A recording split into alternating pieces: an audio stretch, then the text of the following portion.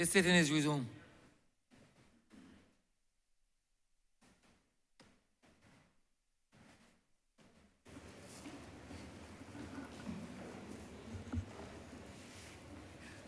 Honourable for St. George South.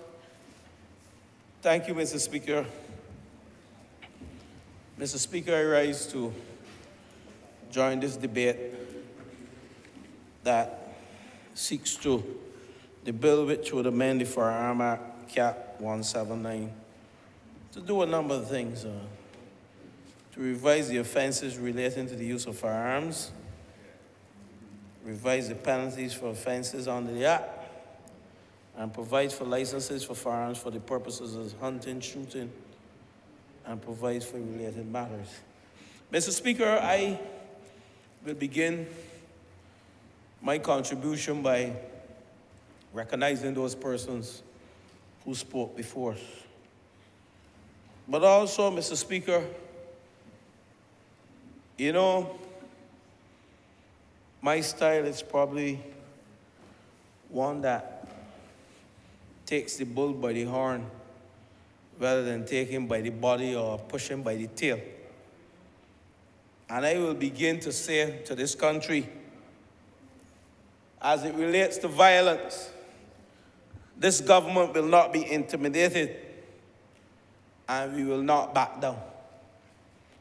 And why I started there, Mr. Speaker, because, you know, there's a quote that says, why is it that giving books is so easy? Why is it that giving guns is so easy, but giving books is so hard? And we're living in a world and a country today where the reality is that most acts of violence by the gun are committed by persons under the age of 35. We're living in a society today where the family values, though I hold strong to them, and community values, I hold strong to them, and I know members in this chamber hold strong to them. There's a section of society who don't recognize the importance of the foundation of life. The foundation of life taught within the homes, within the schools, within the churches and religion. The foundation of life that was taught within communities where we all grew up, and the communities where we aspire to be good communities where we can raise our children and feel proud. They don't have to go to university, members. But values are more important, in my view, than going on the hill. Because there are many people in this country who hold strong to values from within the communities, within the churches, within the homes, within the communities, who then go on the hill. So do not for once think that I am speaking about academia in my discourse here. Because we can have some hardened criminals who went on the hill too. But the question is, member for Christchurch South, do they truly have the values that you and I hold dear to? Member for St. Philip North, do they have those values? So I'm here today for the next 10 minutes to speak on this bill that is before us. And I go back Why is it that giving guns is so easy, but giving books is so hard? And I utter those words because it starts within the homes. It starts within our community. And I heard members today, member for St. Michael Southeast, member for the city, member for Christchurch East, the Attorney General, member for St. Joseph, spoke only about what we as a country will do with respect to this legislation. The fact that we have indeed increased our judges, the fact that the backlog will be dealt with, and that persons who commit offenses, we will run the trials. A person who may go to jail for the use of a firearm and come out for some lesser offense will be run concurrently. But I wish to posit, though, and I said earlier that our challenge in this country,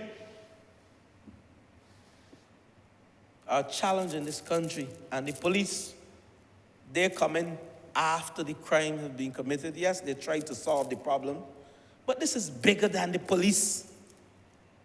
And when you're going to point to the member for St. Joseph and ask him to resign, you should point to yourself and ask yourself the question, what have I done to create a just society?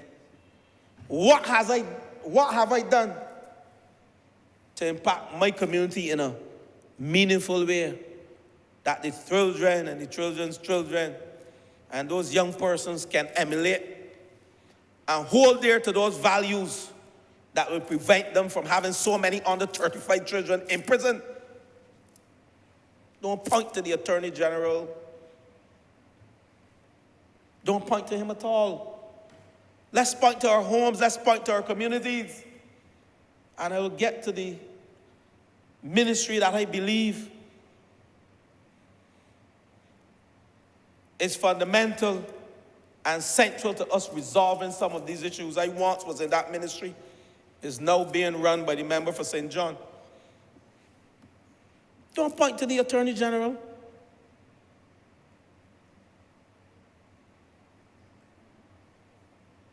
But I ask myself the question, you know, when I go to primary schools and I do motivational talks, yes, member for St. John, transitioning those young children from primary to secondary schools, I ask the question, how many of you go to Sunday school? And I'm ashamed to say to you, and this is within my community, and I have work to do too. So I'm critical of me. Firstly, I ask the question, how many of you go to Sunday school? And I hear the answers, I don't have shoes. Well, I went to Sunday school with children who didn't have shoes. And there are men today who will not pick up a gun to even look at it. There are women today who will not even mention the word gun as they traverse these walls and the streets of this country.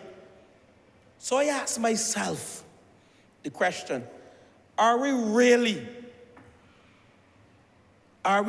doing what it takes to create a just, equitable, and developed society where our children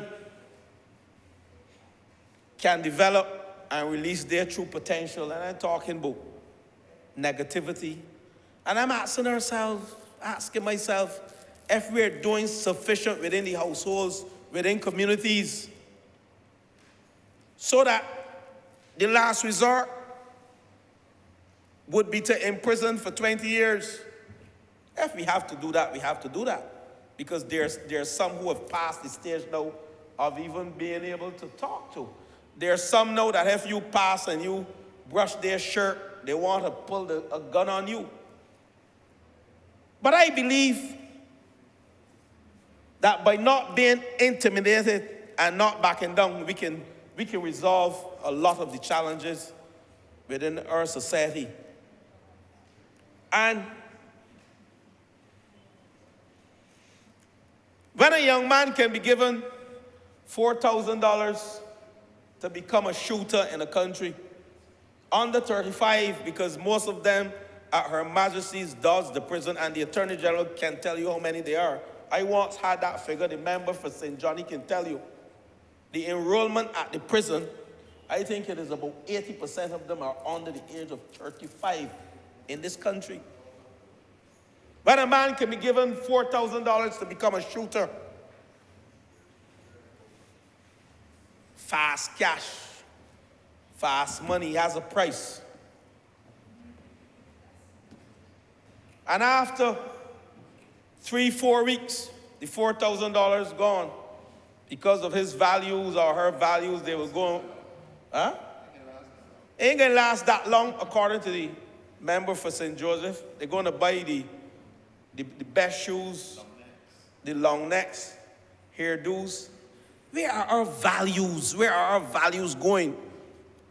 And I'm asking myself, even if I'm doing sufficient, you know, I'm very tough on myself with respect to the value system that I came up in. Member for St. Thomas, Stephen Llewellyn Sutherland, a pastor, an animal doctor. In those days, never went to medical school. They used to call him that. A lay preacher. An agriculturalist in his own right.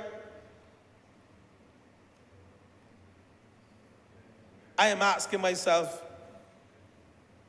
and I'm answering the question, if I'm doing enough. And I'm speaking for others, not just Dwight Sutherland. If we're doing enough within the churches, in the communities, to help these young people. And I'm going to go to a place now that I may be criticized. And I don't mind being criticized, because when I leave here this afternoon, I am going to a gospel concert at my church, at Ellerton Wesley Holiness. But I'm asking the question whether the churches, well endowed with cash,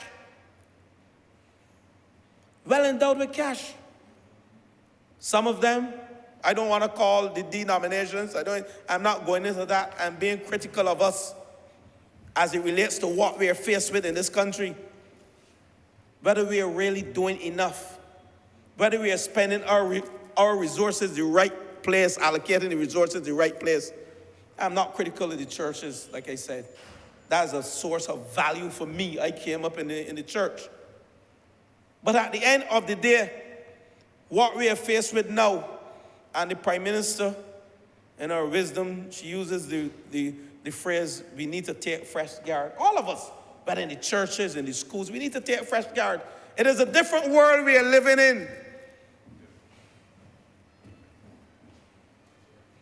Well, I'm not here to go through the elements of this bill. And before I sit member for Christchurch West, allow me to speak on the aspect of shooting. Just remind me. We have to do more as a people. We have to do more as a people in this country.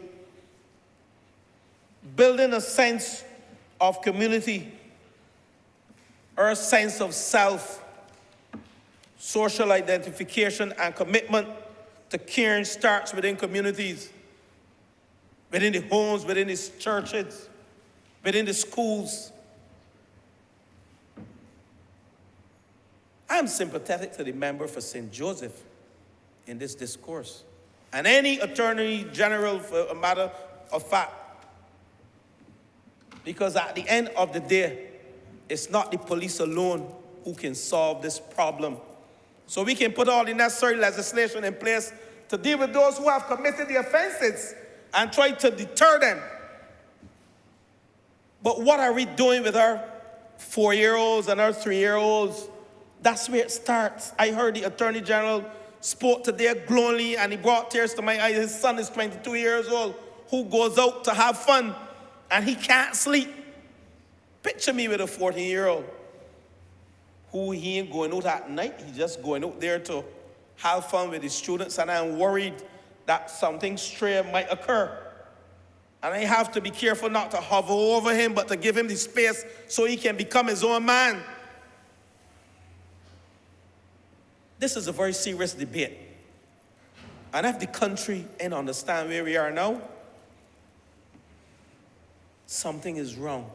Let's stop pointing our fingers and asking the Attorney General to resign. Let's do some introspection among ourselves and ask ourselves, what are we doing to assist these families, these vulnerable families? What are we doing to help our communities? And I pulled up, I didn't plan to speak, right? But I pulled up this article.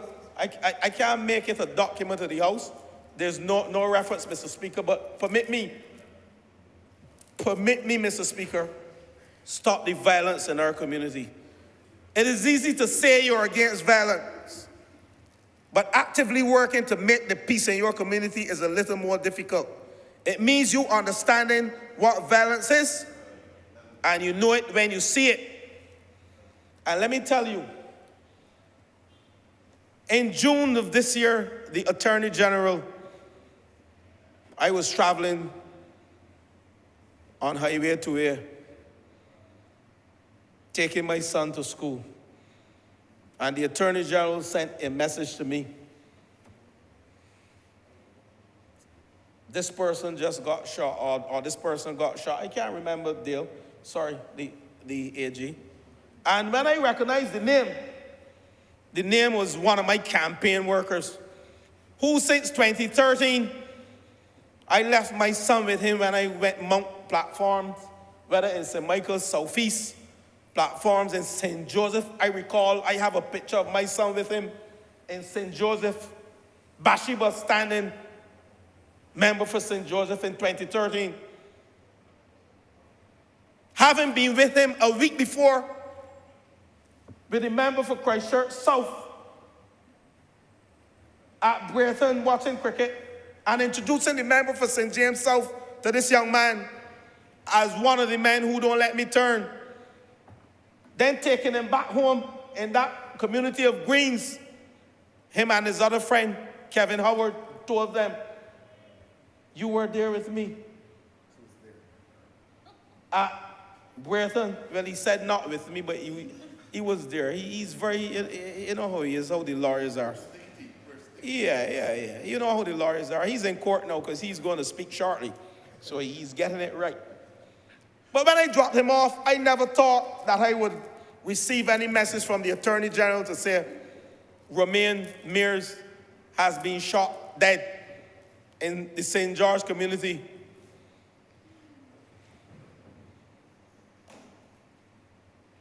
And I'm standing here with tears in my eyes. I did his eulogy. Every time I go to that community, and you all know Greens, if you understand St. George South, you know Greens is central. And I'm here standing with tears in my eyes. I did that eulogy. I had to take the strength to do that eulogy. Spent time with his parents. His father just went back overseas, and his brothers and his friends. From the bullet of a gun to his head. And through the windows of a house.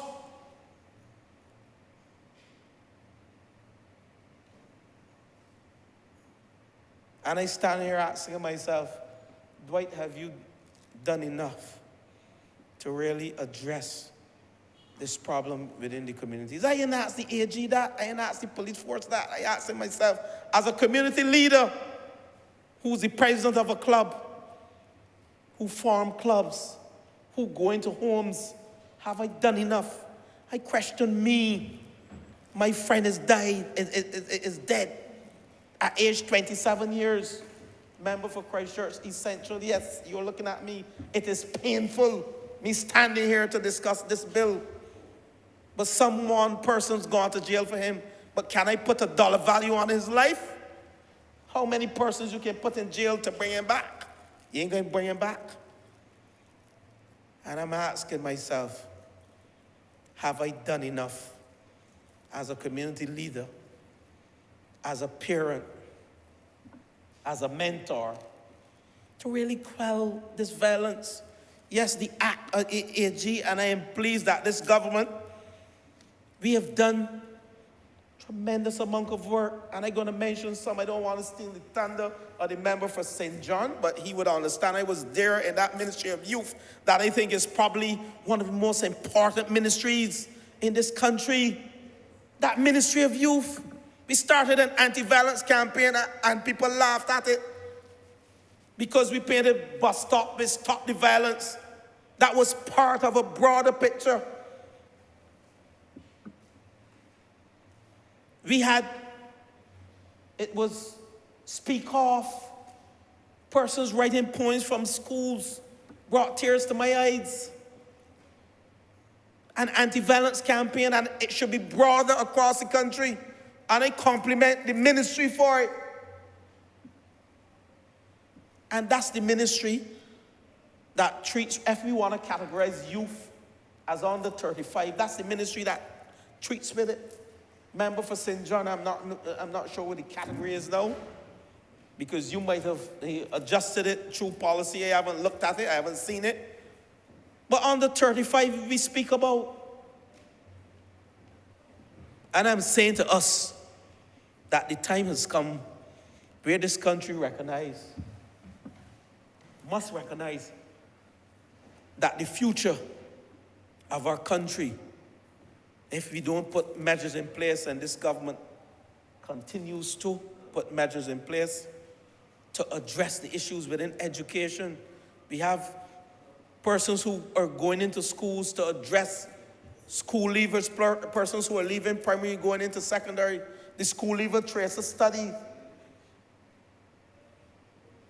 I can't speak policy here, but certain things we have to look at. Because I believe if you are unemployed in this country as a youth, you should give service. I think the Prime Minister believes that too. But we have started the Barbados Youth Advanced Corps, where we are taking at least 1,000 young men and women. Sorry about the COVID issue, because we couldn't do anything there, to enroll them in civics and the value systems and teach them, boys and girls. But I'm going to give you a life story. When I presided over that ministry as minister, there was a young man from in the area of Harts Gap. When we closed down the Barbados Youth Advanced Corps as a result of COVID, he was sent back home to his dwelling place, and he got involved in crime. The member for Christchurch West is shaking his head because that's in his area, and he ended up with a murder charge. And you want to tell me that he ended up with a murder charge? Had he been enrolled in the Barbados Youth Advanced Corps program, had we not had COVID, I believe we would have saved lives, many lives. But I just look at the member for the city, and him and I, before he came into public life officially, because he was unofficially in public life, he worked with me on a number of areas. We are looking at the jockeys, these young men, the Nation Fund Ranch, where you take all these young men and help save their lives in the country. There's more to horse racing than just getting on a horse and riding. That's in what we did. There are values that we taught these young men. There are about 20 disciplines related to horse racing. Grooms, the farrier, you know what the farrier is, and I can educate you on what a farrier is. The guys who repair the horseshoes, that's a farrier. And when I looked at it back then, I had no clue that that was a discipline. And horse racing is big in this world. And we have young men running around the garrison. And I'm asking us to fast track these things. Fast track them. You didn't speak on that, but I know you are passionate about that. Remember, for the city, I know your wings have spread now, and you have a lot, so sometimes you miss these things. But I'm here to support you. you know? And I'm saying, that's how we're going to save lives with the programs within the Ministry of Youth. We ain't letting it get to the police. We have to save lives in this country through these programs. And I want to thank the member for St. John, who has a vibrant youth program. You heard him on Wednesday night at Christchurch Foundation School. I'm not going to steal his thunder. He articulated many programs for the youth. This government is passionate about arresting and addressing the crime situation in this country as it relates not only to gun violence, but domestic violence, mental health issues that lead to some of these challenges. Your plate is full, member for the city.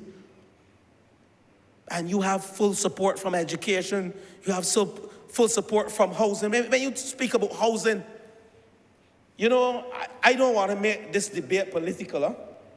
Because at the end of the day, we recognize what we have to do as a government with respect to housing in this country, especially in the urban corridor.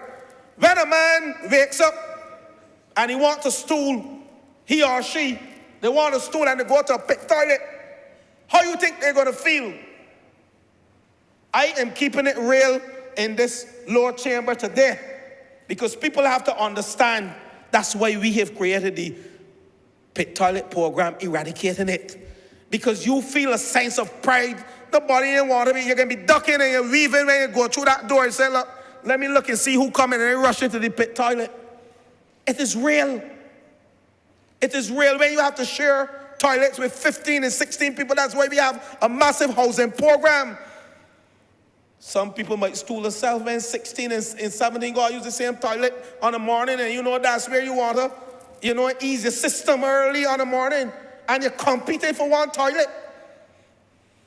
This is real. This is no joke. But yet we are looking at the Attorney General and asking him to resign. He's my friend, but this debate ain't about him. Because I'm saying, you ain't going to find a more brilliant legal mind to put in that chair right now. So we need to stop it. This ain't about him. This is bigger than him. You could bring the member for Christchurch, CC member for Christchurch South. You could bring the member for the city. He ain't an esteemed lawyer, but still.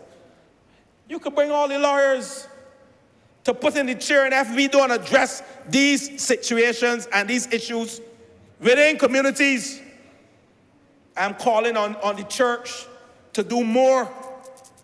I'm calling on the church to do more. In my community, I'm willing to partner with every single church. And we need to have meetings, not just like go to church on a Sunday and the priest pray for me. I want you to pray for them fellows out there who picking up the guns. Bring the parents in, let's have town hall meetings and discussions with the church and the government and the MPs. I'm a fan of the church. My value system is grounded in the church. But I'm saying we need to take fresh guard now as a church in this country. I am prepared to walk the talk. Like I said, my Friday afternoon this evening will be spent at Ellerton Wesleyan at a concert. I didn't know this debate was going to be today, coincidentally. Your honourable member has 2 more minutes. Mr. Speaker, I can go on and on and on and on. I had 2 deaths from a gun. One afternoon I left parliamentary party in 2013. It was fresh from winning a seat, and I got a call. You could imagine 2 young men making sport with a gun. Making sport with a gun. Well, we have amended legislation to address shooting as a sport, but making sport with a gun in a community that I ended up at the hospital until 4 o'clock in the morning with another family in 2013. Shamar Eiffel, good footballer for Ellerton FC. Every time I go to watch football, I remember Shamar. Died from the bullet of a gun. So I had 2 in my area, which is not a violent area. So you don't have to be in a violent area or an area, I don't want to use the word violent area, but an area that you may categorize as being hot. You don't have to be in those areas. You just have to be in the wrong place I heard the member say, at the wrong time, or in the right place at the wrong time. Mr. Speaker, while I want to commend the Honourable Attorney General and his team for the legislation, you know, the fact that we can amend legislation to allow shooting to be recognized as a sport, and persons who are engaging in shooting to be allowed to carry firearms only for that purpose is indeed progressive. Because it is part of building an economy. It's a sport. And you have persons coming here for several, and I listed some of them: shotgun council shoot, shotgun triangular shoot, IPSC shoot regional and international, full bore rifle regional and international. This gives the potential of hundreds of persons to come to these shores when they recognize that this country is progressive, forward thinking, and it has placed in its legislation amended the Firearms Act so that shooting can be recognized as a sport worldwide. This is progressive. This can boost our economy. Persons feel a level of comfort now. And indeed, there is the necessary regulations in place to address these issues so that persons who would think that they can come to apply for a license to shoot or to hunt, to cull, and then take it on the blocks, you will get the 20 years too, right, AG? You will get the 20 years too. I admire shooting as a sport. Those of you who know about shooting, it is very calming, it is relaxing as a sport, just like golf and those other sports. But to take a gun that you use to shoot for a sport and to take on a block, to line, it's indeed not the best thing to do. So I acknowledge the change in the legislation. Member for St. Joseph who's signaling to me. But I want to leave you with a quote, though. And let me find it, because I think it's a Nelson Mandela quote. This strife among ourselves wastes our energy and destroys our unity. My message to those of you involved in this battle of brother against brother, or sister against sister, or sister against brother is simply this: take your guns, your knives, and throw them in the sea. And I will say to you, we as a government will not be intimidated, and we will not back down. We intend to arrest the gun violence in this country. And I end by complimenting the Attorney General for the forward-thinking piece of legislation that he has brought here to bring some level of stability and respect back to our communities. But again, I ask us in our communities to question ourselves if this problem of violence and addressing violence among our youth resides only with the police force and the Attorney General. I'm obliged to you, Mr. Speaker.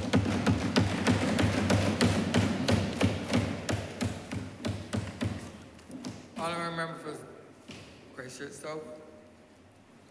I'm obliged to you, Mr. Speaker. I believe the business of today is meeting that constitutional mandate to make laws for the peace, order, and good government of this country. That is I paraphrase Section 48 of the Constitution of Barbados.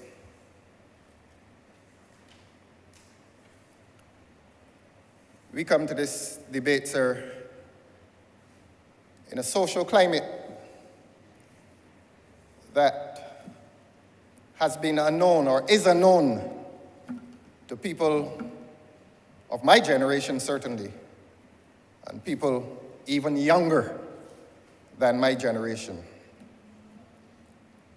The Honourable Member for St. Michael East likes to quote a poem by Martin Carter, the Guyanese poet. And Martin Carter wrote that poem in the context of a Guyana that was in turmoil in the 1950s. I regret that I must quote that poem today in a Barbados of 2022, but I must do so. And I quote, "This is the dark time, my love. It is the season of oppression, dark metal, and tears. It is the festival of guns, the carnival of misery." It is that festival of guns today, Your Honor, that brings us to amend the Firearms Act of Barbados. That festival of guns giving rise to that carnival of misery. Every week in this country, there's misery. Every week in this country, there are tears. And it is fit and proper that this Parliament should meet the constitutional mandate to make laws for the peace and order of this country that used to be a better place. As a government, we must be involved in the business of bringing peace and order. That is our business. It is the cabinet that controls, manages the day-to-day affairs of state. And I cannot find myself relieving any responsibility in saying that government must be involved. It has to be involved. The state is a very powerful human community. And the state, managed by a government, must ensure that the citizens of this country are safe every single day of their lives. And Your Honor, I come to you today to commend 4 broad approaches in arresting the crime that is afflicting the face of this country. 4 broad approaches. And I will name them in order of their immediacy of effect. The first response, Your Honor, is the military response. And I do not say that to alarm. I do not say that intending excess of action. But as between the Barbados Defense Force and the Barbados Police Service, they are responsible, well, certainly the police service, they are responsible for the domestic security of this country. And it is no secret that from time to time, the Barbados Defense Force joins them. And that is the military response. And I will not deal with that today at any length, Your Honor. I will just pause on that issue and say to you that I recall the United States intervention into Grenada in 1983. And it is said that some US soldiers said of the Barbadian soldiers that they were like policemen. They were gentle. They were not quite as aggressive as soldiers are supposed to be. And perhaps that is a tradition within the military forces of this region, and certainly that is a tradition within the military service of this country. Our police have been relatively and comparatively gentle compared to the police forces of other countries. And so I do not believe that Barbadians are urging any severe military response to this issue of crime and this issue of most violent and most foul crime in this country. The other response, Your Honor, is the legislative response, and that's why we're here today. Because this Parliament, as I indicated to you under Section 48 of the Constitution, has a mandate to pass laws for the peace and order of this country. And I commend the Attorney General for bringing this legislation today. Perhaps it should have been done earlier, but it is here all the same. And while I do that, I have received, the Attorney General handed me the executive summary, and I discover from that summary that the Law Reform Commission has had much to do with the passage of this legislation. And I therefore commend the Law Reform Commission under the esteemed chairmanship of Sir David Simmons for playing his part in the passage of this legislation which is before the House today. I'm not moved by a modesty to say to you, Your Honor, that this legislation is rooted in certain action which I took around 2012, and I believe you, Your Honor, argued the same thing in a court earlier. That is correct. Indeed. R versus Alexander. R versus Alexander. I appeared in that case, Correct. and I challenged the constitutionality of the Firearms Act, and the court upheld my submission. I am not minimum sentence. Indeed. I am not driven by a modesty. Those are the facts. 2012.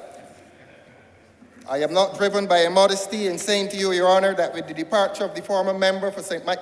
Michael Northwest, St. Michael North, I beg your pardon, in January, and the departure of the former representative for St. Andrew, I am now the most senior lawyer in this parliament. A modesty does not bring me to that. I am expressing my authority on this subject.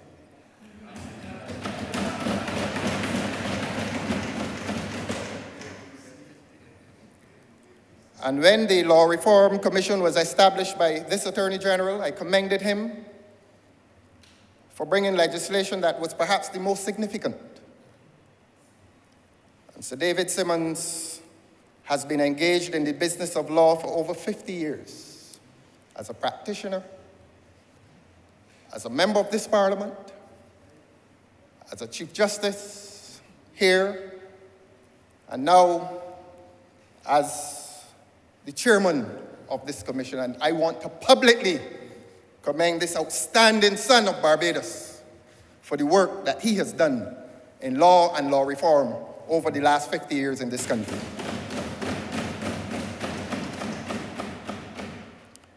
Your Honor, I've looked at two responses which this government must participate in, the military and the legislative. There's the socio-economic. And all ministries must join in socio-economic reform, Your Honor.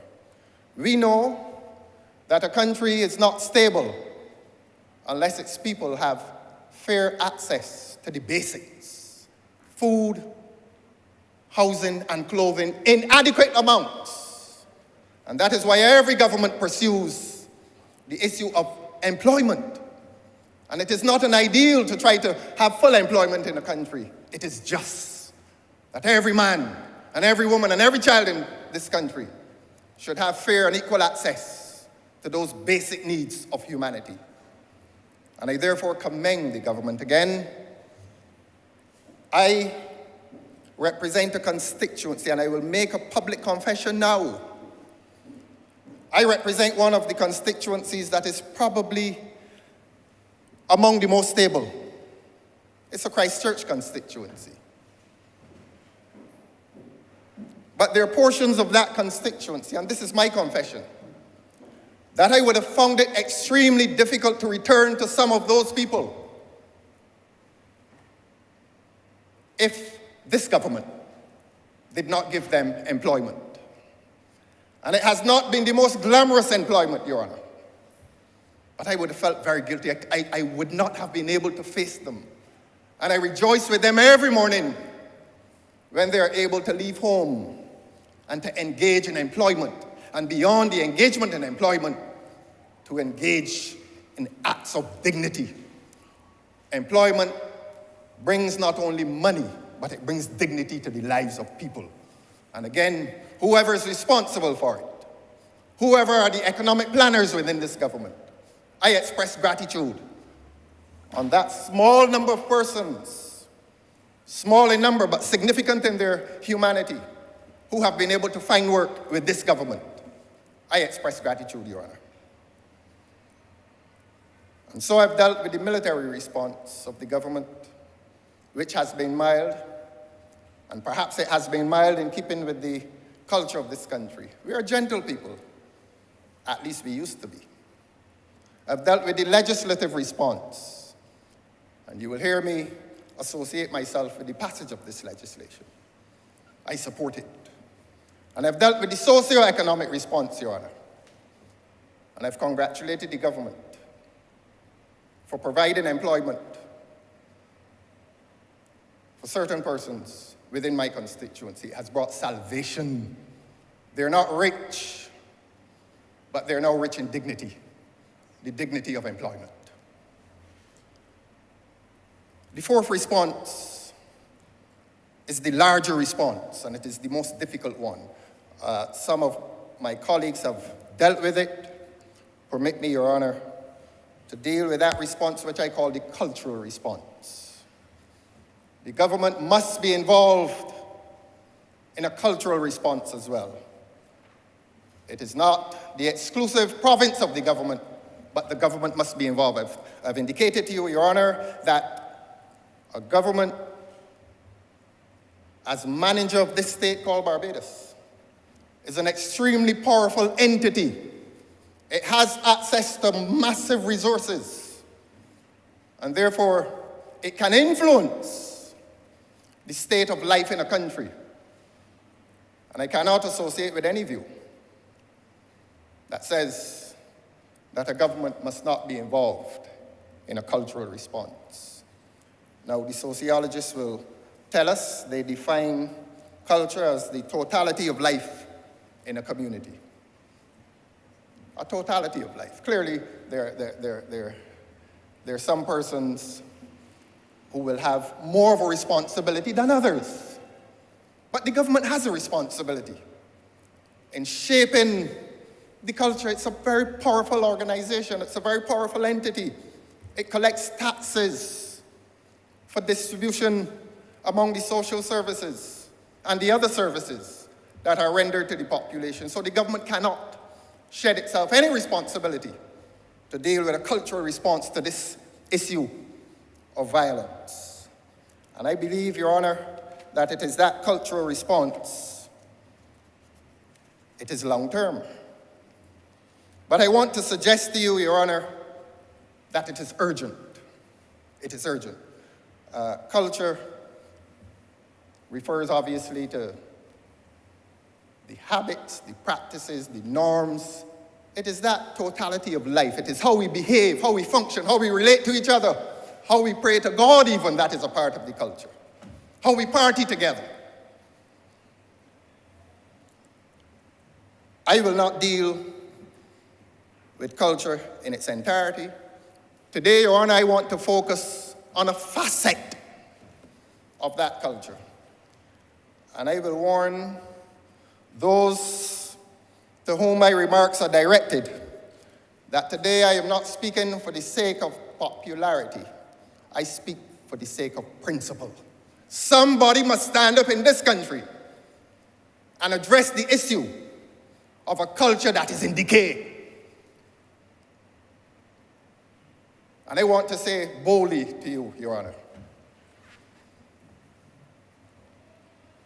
that some of our musicians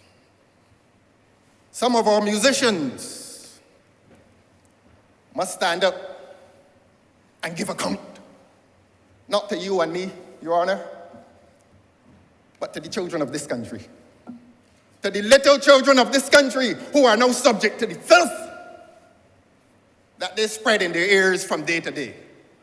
Somebody has to give account. God gives talents to all of us. There's no talent that I respect and admire more than a musical talent. Try as best as you can with me. I would never be able to play a piano or guitar. I don't have that coordination. I don't have that talent. It is a great talent. But you know, Your Honor, that to whom much is given, much is expected. I will go back to the earlier parts of this century, this 21st century, by way of anecdote. And it is an anecdote, I hope, that will support the point I'm making. Sometime earlier in this century, a radio station held a competition. I think they do it every year. It is supposed to be People's Choice or something. And it comes down to a choice between the songs that are most popular among beg your pardon, sir, comes down to a choice, the people's choice, between the songs that are most popular. And then normally it reaches 2 songs in the finals. And some time ago, I think earlier in this century, not going to call the names of the contestants, but one song made a statement, and that, please accept the pun, about love. It was a wholesome love song. And the other song, not going to call his name, but it was about violence. Get a bucket of water. I don't know the lyrics precisely, but I have a recollection. Get a bucket of water for your daughter, because he can catch a fire. And around that time, there were incidents of people assaulting women, men assaulting women in this country with fire. What is the message? One man sings about love in the most wholesome way. There was nothing vulgar in the sound. And the other man was advocating, and I don't apologize for the use of the word advocating. He was advocating violence against women. He may not be aware of the depth of what he was doing. But, Your Honor, you know who won the competition? The song about violence beat the song about love. And I wonder if that did not usher in the era in which violence has been glorified and glamorized in this country by men who have talents, God-given talents, but who have not accepted the responsibility to use those musical talents in a way that will uplift this nation.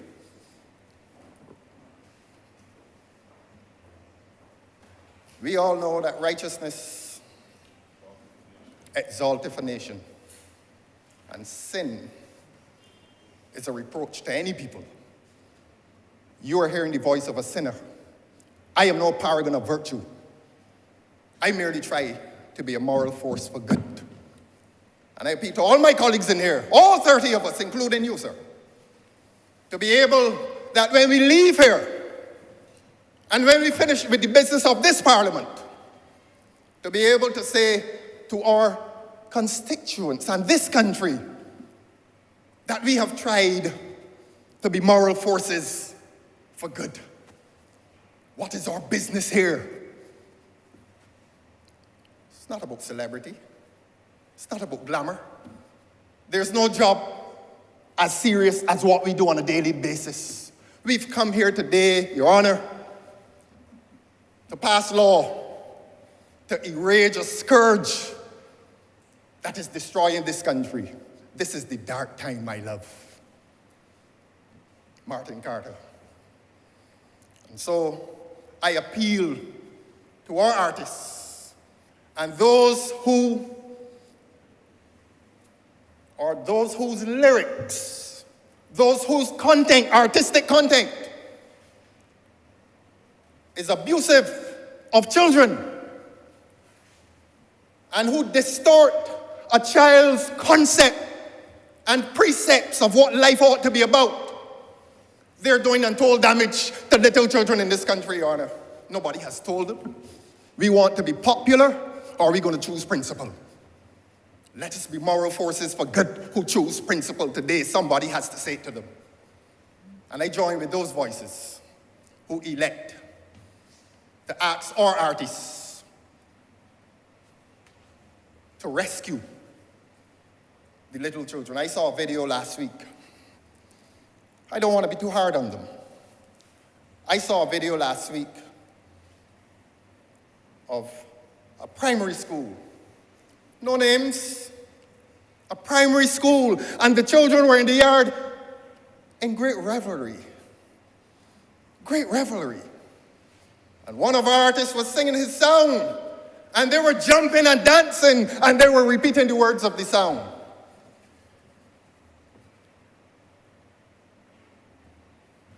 They're going to lick the bark off of somebody. And when they finish with that body, send the sister violence.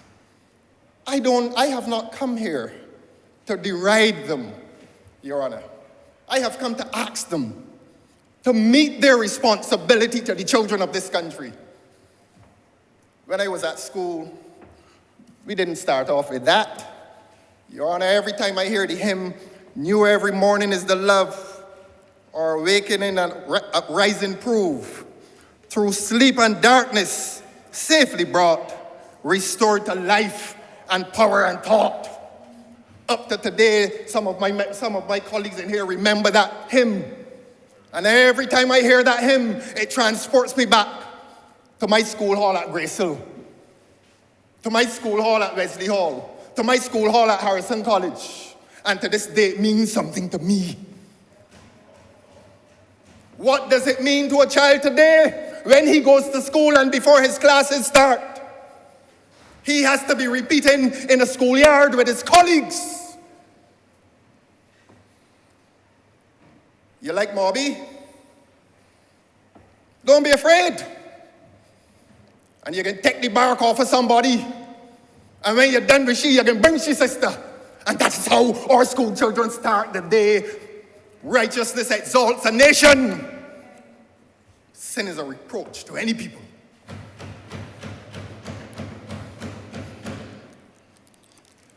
One of the most pervasive human activities is music.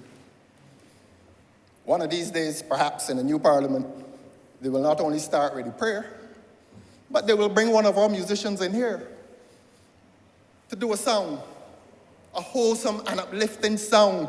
Music is pervasive and it is powerful. You go to church, you hear it. You go to seminars, they introduce music. Every human activity finds itself with music introduced.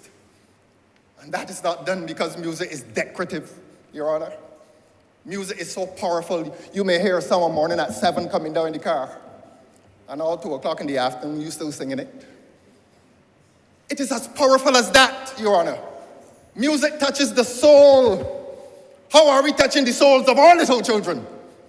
Are we touching their souls with sex and violence at the age of 10? For God's sake, at the age of 10? And you look at most of them, not most, look at a lot of the songs, and they now conflate sex with violence. And it is not certain which is which, because sex is now violence and violence is sex. And our 10-year-olds in this country are finding their minds assaulted by that nonsense. But we are in pursuit of popularity. And none of us is courageous enough to tell the truth. None of us. Somebody has to tell the truth. And I believe my colleagues here want to tell the truth. And I believe they will tell the truth. Because this country needs truth at this point in time. And it needs it urgently. That is culture. That is what I speak of, Your Honor. When I speak of a culture that is in decay, moral decay. But we are not the victims. We can withstand it. But our children cannot sustain it. If they're to be normal human beings, and what does that have to do with violence? Because when that music reaches into their consciousness, the depths of their consciousness, look at them, listen to them. They fight on the streets, they fight in the schools. On the streets and in the schools, we are fostering in this country a climate of violence. And I said before and I'll say it again, we're not the victims. Our children are the victims. And those 10-year-olds will not be 10 forever. Because the 20-year-old men who are killing in this country were 10 years ago, 10 short years ago in this country. That is why this legislation is urgent. That is why this country and this parliament must make a decision today legislatively to send to the court a law that will exclude from society men who insist that violence must regulate their relations. Whatever happened to what they call alternative dispute resolution? That's gone. Problems are now resolved and regulated by violence. Men walk up to men and just shoot them. As I've said, Your Honor, those men were in primary schools, while some members were in this parliament. So 10 years is not a long time. So what are we doing with our 10-year-olds now? Is it a cycle that will be repeated? The government does have a responsibility. I am not here in pursuit of popularity, but I applauded the people of this country a few months ago when they expressed their voices in opposition to a certain competition in which their children were to be involved. I applauded them then, and I applaud them now. The parents of this country knew what they were doing. I haven't come here to bash the artists, and I haven't come here to bash the few artists who are involved in this kind of thing, but I have come here in defense of this country. I've come in defense of this society, and I hope my words resonate in defense of this parliament. If it is to remain noble, and if we are to remain moral forces, I beg your pardon, for good, what is our business here?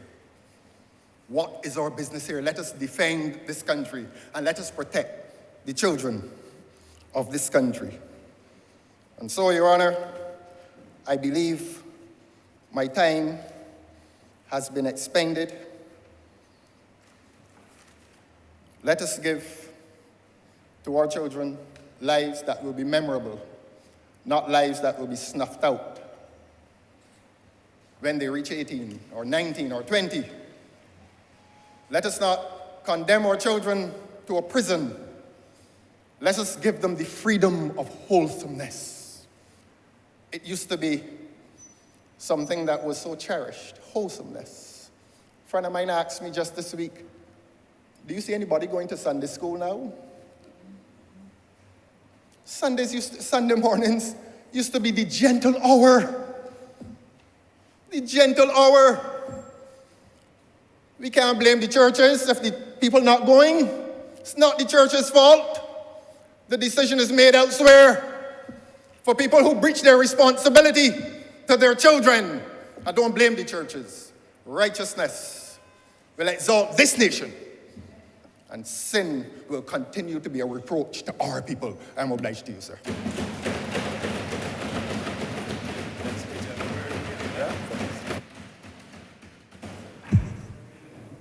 Honourable St. Michael South. Thank you so much, Mr. Speaker, sir.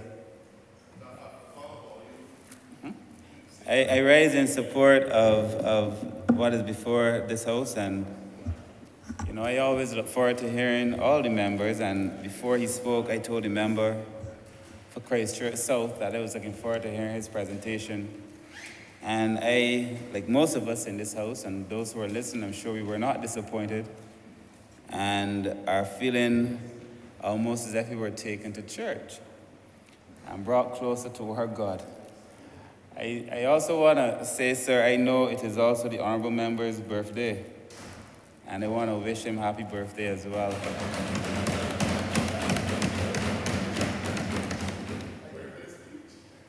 Very well done, sir. Mr. Speaker, sir, I rise very briefly. I promise not to be very long. The honourable member who normally sits to my right, the member for Christchurch East Central, said he was going to be 10 minutes. And the member for St. Peter asked him if that was American 10 minutes. That's 10 squared, you know. That's 10 10 squared. But I'm not given a 10-minute from the Honourable Minister in the Ministry of Finance. But, sir, this bill, this conversation, sir, appeals to me for a number of reasons, sir. It resonates with me for a number of reasons, sir.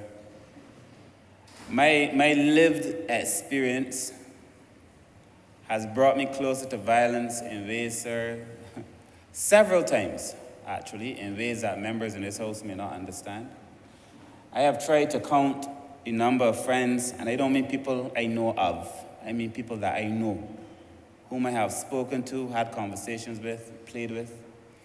I have tried to count the number of people I know who have been killed, sir, violently, and it would take me both of my hands, sir, and both of yours.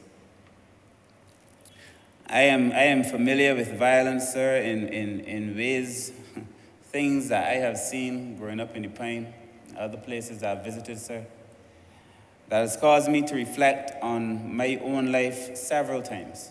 I saw brutal stabbings, brutal beatings. I had the unfortunate experience, sir, of driving into Bonnets one day very close to Christmas. I saw a man pull up next to my car on a motorcycle. He jumped off the motorcycle right in front of my car. There are some boys laying in Bonnets. He says to the guy, "I know I was going to see you." Pulls out a gun, shocks right in front of my car. The guy gets off and he runs. I call my sister who was with me, and she called me. And she said the guy barely got away, only to call me a minute later to tell me, oh, he didn't get away because he was lying dead in the street. I saw that, sir, with my own eyes. When the guy got back on his motorcycle, he bust a couple shots in the air and said all the men in Bonnets are soft men. He didn't say soft men, but that's what he meant. I saw, sir, a man stabbed, sir. I've seen too much. Sometimes when we go hanging out, we try to recall all the names. It is a terrible thing when you cannot recall the names of all of your friends or people you knew who were violently killed. And that, sir, is the situation of my life. The first person I know who was killed, sir, permit me to say, sir, was Barry Jack. I played with Barry Jack. I've known Barry Jack, sir, as a boy going to co-op, as just a boy. I remember running into him in town in a shoe store.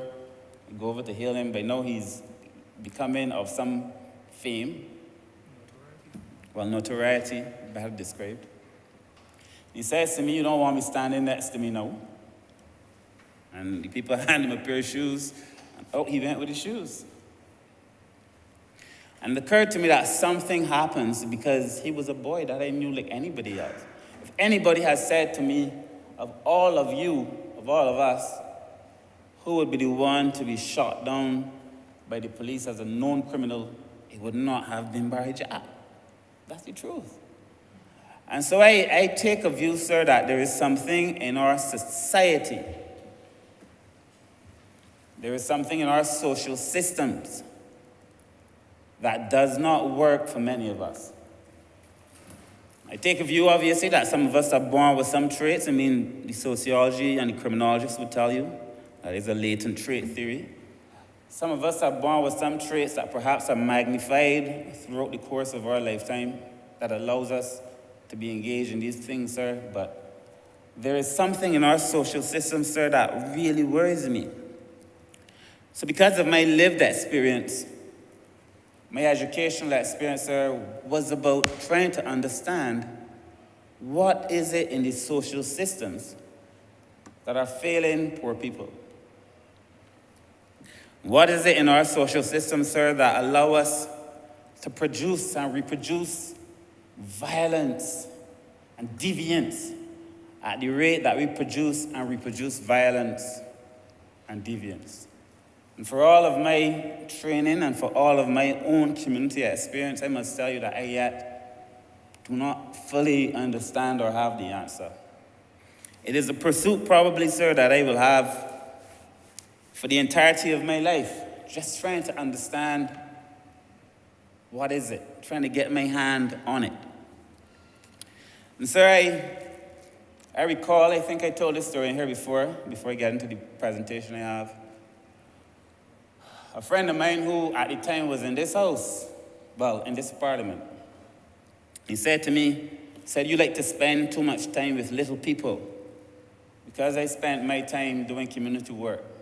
I spent my time on Tuesdays and Thursdays and Saturdays in the Pinelands Resource Center. Permit me to say, Rodney Grant, sir, would tell you, Tuesdays and Thursdays and Saturdays. If children had difficulty with homework, they could come to the center and they'd find me and other people who decided to help for free. On Saturdays, if you wanted help preparing for the 11+, come to the center. Somebody will be helping you there too. And so I couldn't attend some political meetings. My friend said to me, Kirk, you spend too much time with the little people.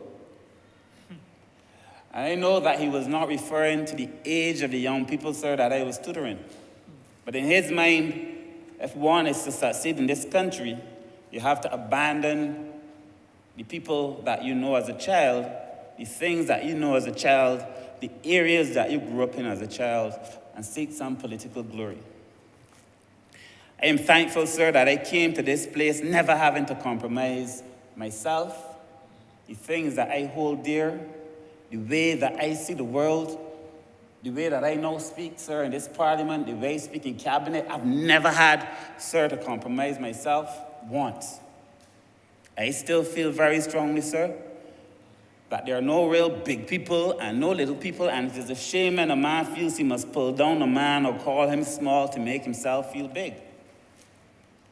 And I have no, sir, in my mind, no belief, sir, that any of us, regardless of what we achieve, sir, should forget where most of us came from a generation ago, or 2 generations ago. I still admire, sir, women that I can see carry buckets on their heads, balancing.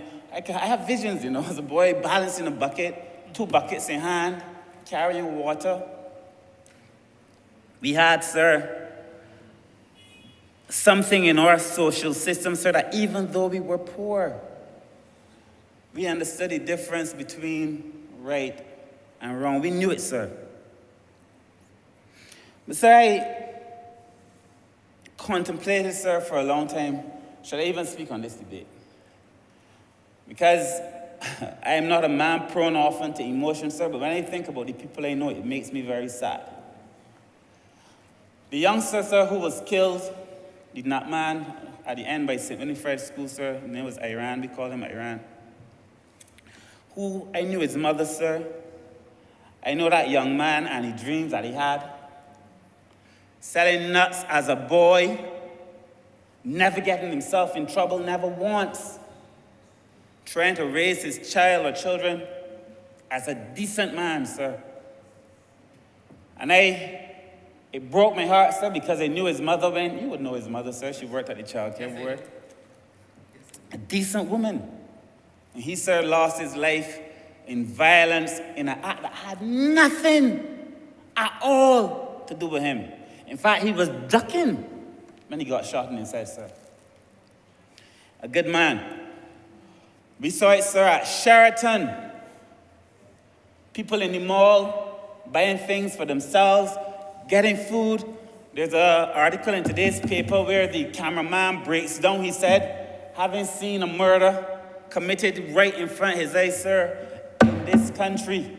And I always defend poor people like you do, sir, always. But right is right and wrong is wrong. We saw it at Kadooment one year. People offering shots in front, all kinds of people. You tell me, sir, or anybody, that all of us in this room and those of us in our homes and our places of business should not be concerned. We have to be concerned, sir.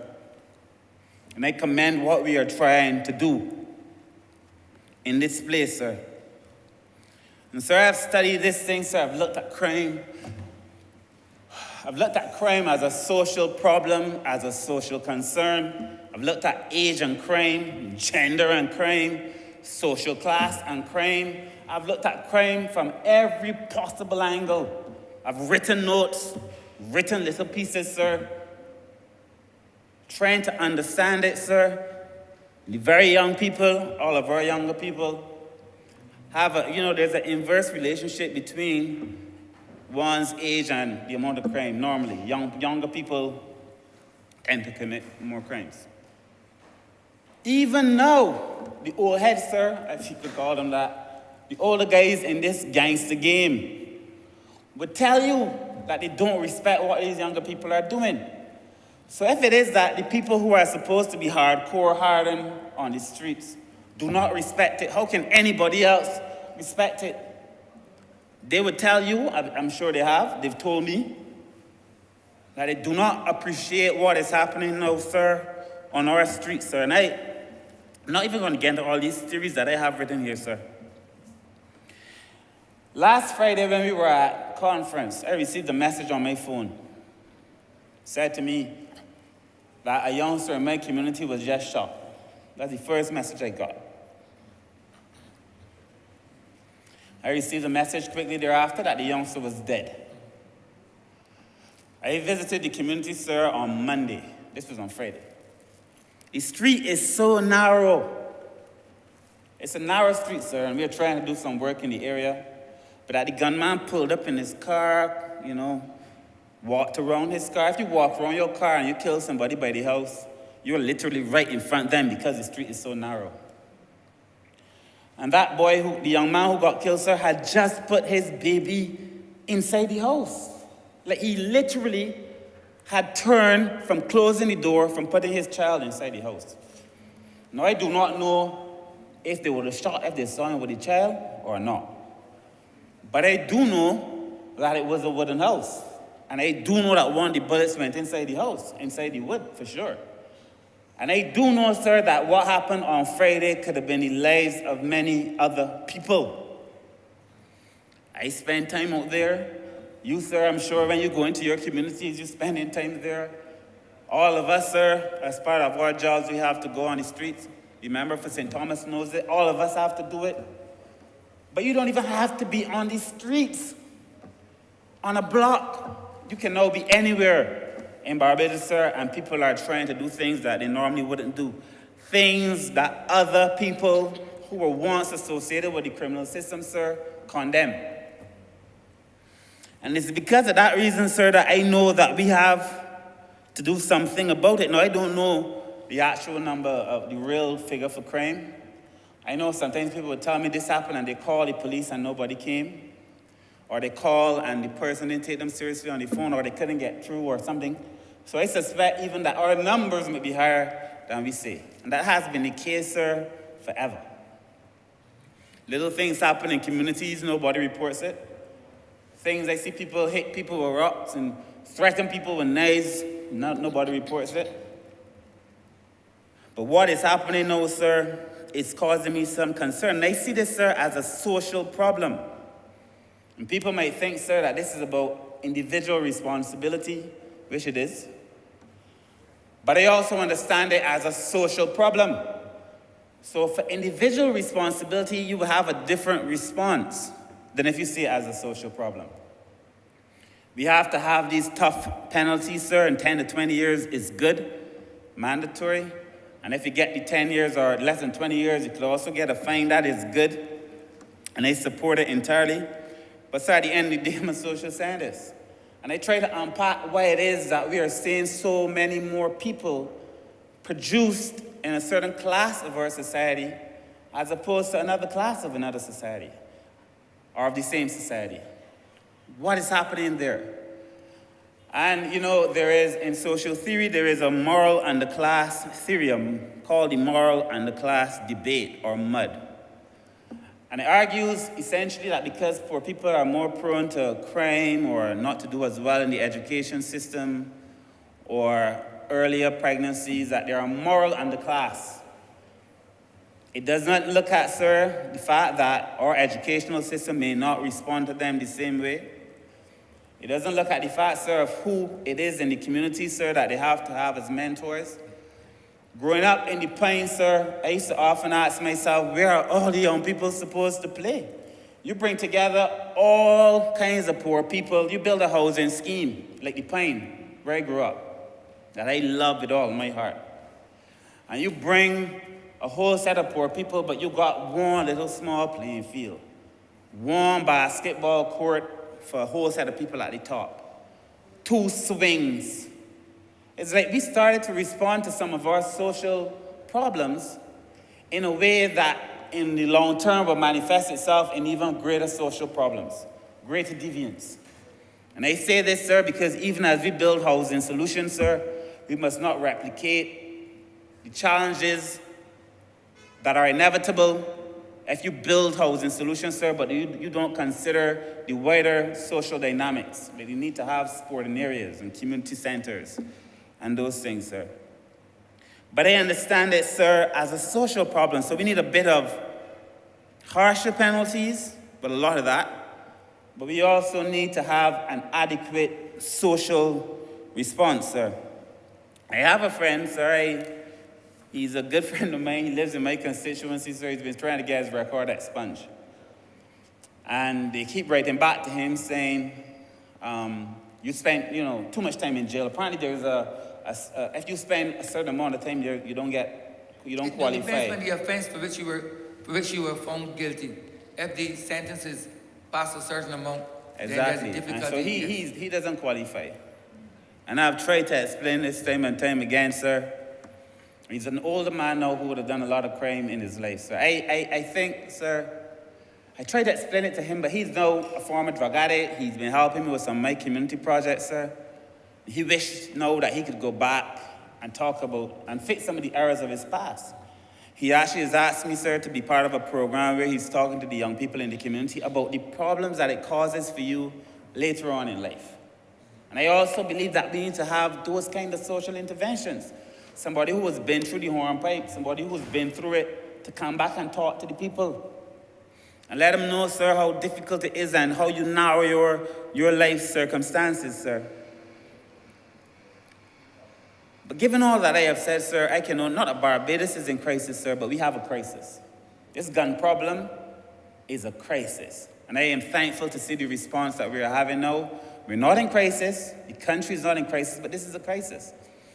If it demands the attention of the AG to the extent that he must involve himself, the Prime Minister, all of us here, sir, debating this on a Friday afternoon.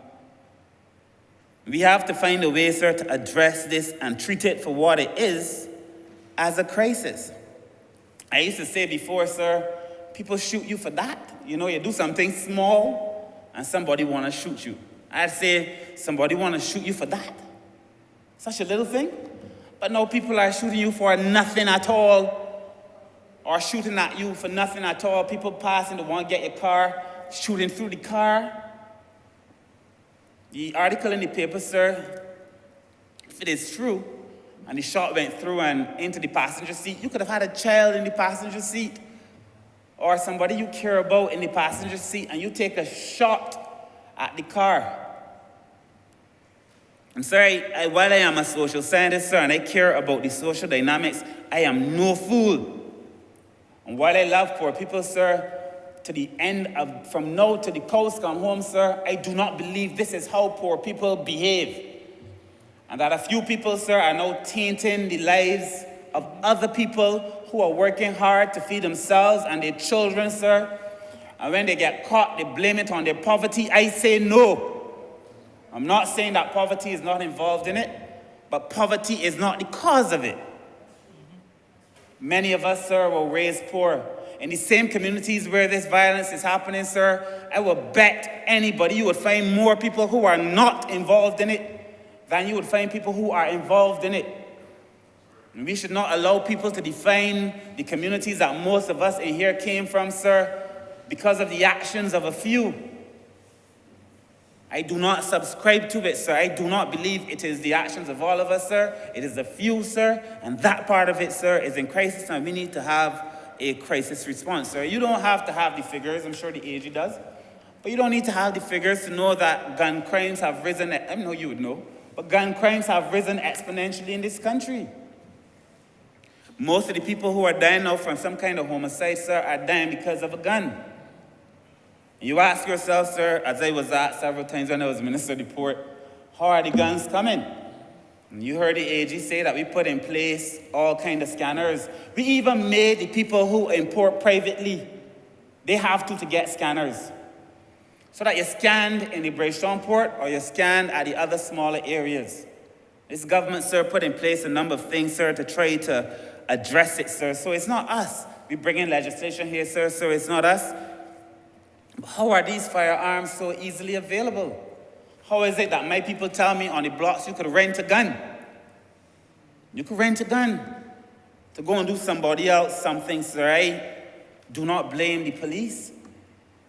The police in this country, sir, have had to work extremely hard, harder than they should have had to work.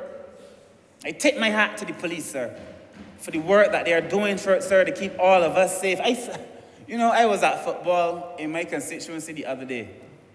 We had a finals, and everybody came out. And I was talking to a man that people would think is a gangster, or so they would say.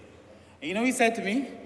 He said to me that he was glad that there were so many politicians there, because so many politicians were there and a lot of police were there. I guess he associated the police's presence with us.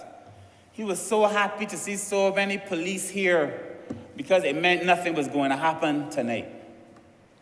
Happy to have the police present because it meant for him nothing was going to happen on the night. I commend the police, sir. I know that they've been doing a wonderful job, sir. I also, sir, don't blame the judges. But I do know Barbadians feel that many young people who commit a crime go to court, they get bail for things they feel they shouldn't get bail for. But that is the law. The law allows them to get bail. Or that they would feel, sir, that they shouldn't get the time that they got, sir. They feel they should get more time. We're addressing that now, though, as a result of the sentence. But there are many Barbadians who felt so, that the court almost became a revolving door.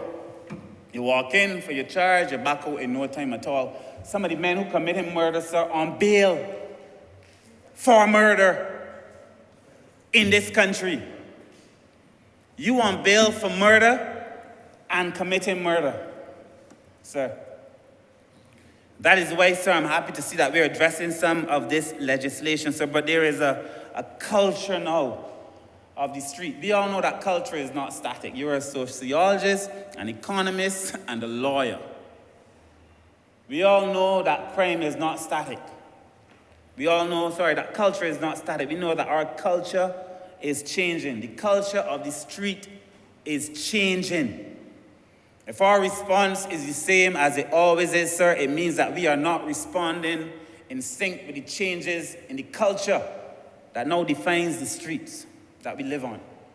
And I would never be one to say, sir, that look, it's happening in my constituency in Britain's Hill or in my area where I grew up in the Pines, sir, and it's not affecting now where I currently live. I don't believe in that. Because everybody's life is important regardless of where they live. And the fact that it is happening in some areas, sir, concerns me equally. We have to stamp it out everywhere, wherever it exists, sir. There ain't no area where it should happen and another area where it shouldn't happen, sir. And the fact that it's concentrated in some areas tells me that we need to bring to bear, yes, the law, yes, the police, but we have to bring our social program in there too. That's why I commend the move by the Prime Minister to have my friend, my former parasite, the member for the city, as part of the response as well, sir. And I have said, sir, I was in my community, the guys who work the street, the 360 workers, he asked me, why don't you drive a BMW? When I got enough money, they feel we got money, sir. On that day, I was so broke. But anyhow, that's another story for another time. They asked me, why don't you drive a BMW? Because they feel that, you got money. He likes BMWs. He asked me what color BMWs I like. I said, I like BMWs too. He said, what color you like? I said, I like black BMWs. He tells me now about red and all these things. I said, well, I see in a BMW, no. He said, but he ain't seeing nothing, he looking around. I said, no, my BMW that I love is a black man working. I love to see black men working. That is what I want for you. I don't want for you nothing that's gonna leave you broke for the rest of your life, or you can pay for it. I want to see you make something of yourself. Make your mother proud. Make your children happy. We aspire, sir, now. We give our children these artificial aspirations through the things we give them as children. I told you, sir, of a situation where a lady told me she couldn't give her child a particular bag because it was not a popular bag. My bag was $50. The bag she wanted was nearly $400, sir. Because we assign value now to things that really have no real value. He wants to have a BMW, sir. He already is a BMW. And I feel so proud to watch the number of young people who are working across this country being able to get up, because the Prime Minister used to say, and I know it, many of our young people did not know what it was like to get up on a morning, wash their face, brush their teeth, put on some clothes, take a shower, put on some clothes, and head to work.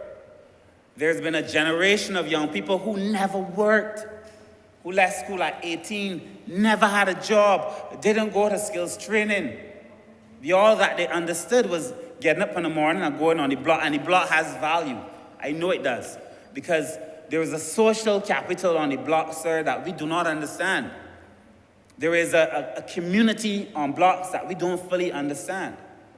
When a man, sir, can leave home and go and spend all his time with other people who would kill for him, who would literally kill for him, there is something you have to understand about the sociology of a block.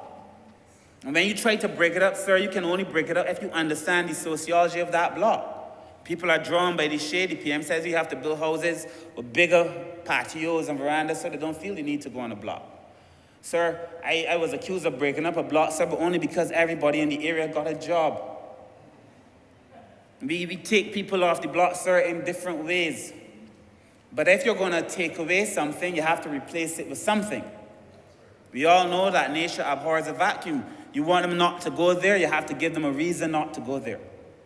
And I feel, sir, very conscious about the fact that we have now to build a lot of social programs in the short term, the medium term, and in the long term. And I feel we can do it. In fact, sir, I know that we can do it. We have to be able to go to do it, sir. I also fear, sir, as I close, sir, what seems to be now the emergence of, on our streets, some kind of organized crime, organized activity, sir. The AG spoke of how porous our borders are with people who are next to us. These porous borders allowing not only guns to come in, but allowing behaviors that were not Barbadian to come in. Once upon a time you hear a crime, it would be so heinous we'd say, Barbadians didn't do that. That couldn't be a Barbadian. Somebody get executed. No, that couldn't be a Barbadian. But our culture has changed. We can no longer say with certainty, sir, when these things happen, it wasn't a Barbadian. Because now some of the acts that are being done by Barbadians, but they don't seem to be Barbadian acts. Our culture has changed. And a lot of this, sir, there's an organized nature of it that we have to be able to understand. The way that, we would say sometimes there's an order on the streets, But there's an order. And street men would tell you, you gotta respect the order. Oh, we all hear it. Maybe canvas. You gotta respect the order. They understand that there is an order on the streets. There's a hierarchy of people and a hierarchy of behavior. You're only allowed to do certain things and no more. You can go as far as this and no further. So that when we think there is no discipline and when we think there is no order, we are wrong. It is just manifesting itself in ways that we do not appreciate. The sociology of this thing is what we have, sir, to be able to understand, sir. So as I close, sir, I addressed the Lions last week, sir. I said to them, what we need to, Lion Club of Bridgetown, what we need to do, sir, I call it let's go, let's grow, and let's ground. If all of us are to go, sir, all of us must go together. There can be no communities left out, no people left out, no class left out, a holistic approach. No he's from the Pine, no he or she is from Britain's Hill or the Bayland, none of that. That does not work. Because if we are going to go, sir, all of us must go together. I said to them, sir, let's grow. And to grow, sometimes you have to let go of things. You can't, any organism that has survived over time, sir, has been able to change its DNA, release the things that no longer suit the environment, and hold on to the things and develop new skills, sir, to be able to survive in a new context. We have, sir, if we're going to grow, sir, there's some things that we're going to have to let go. There's some people, sir, that I know as a sociologist, sir, that I can't help. I understand that. There's some people, sir, some behaviors, sir, that we have to work to change, sir, but some people are so hardened in the system now, we can't help them. Not by sociological interventions. Sir, you could pray. Hope God changes them. There's some people whose minds are so set on sin and crime. We can't help them, but I still feel we can help some who haven't yet been touched. So let's grow, but let's all grow together. And sir, I said we have to ground, let's ground, but it means, sir, that we partner with one another, but we also have to be on the ground. You can't just try to make social change on the internet. talking about what you would do. You don't make social change on the call-in program, criticizing people, writing letters, criticizing every single member who's in here. The question is, what have you done? What are you planning to do? If you think that we have such a social problem, what is it that you're planning to do?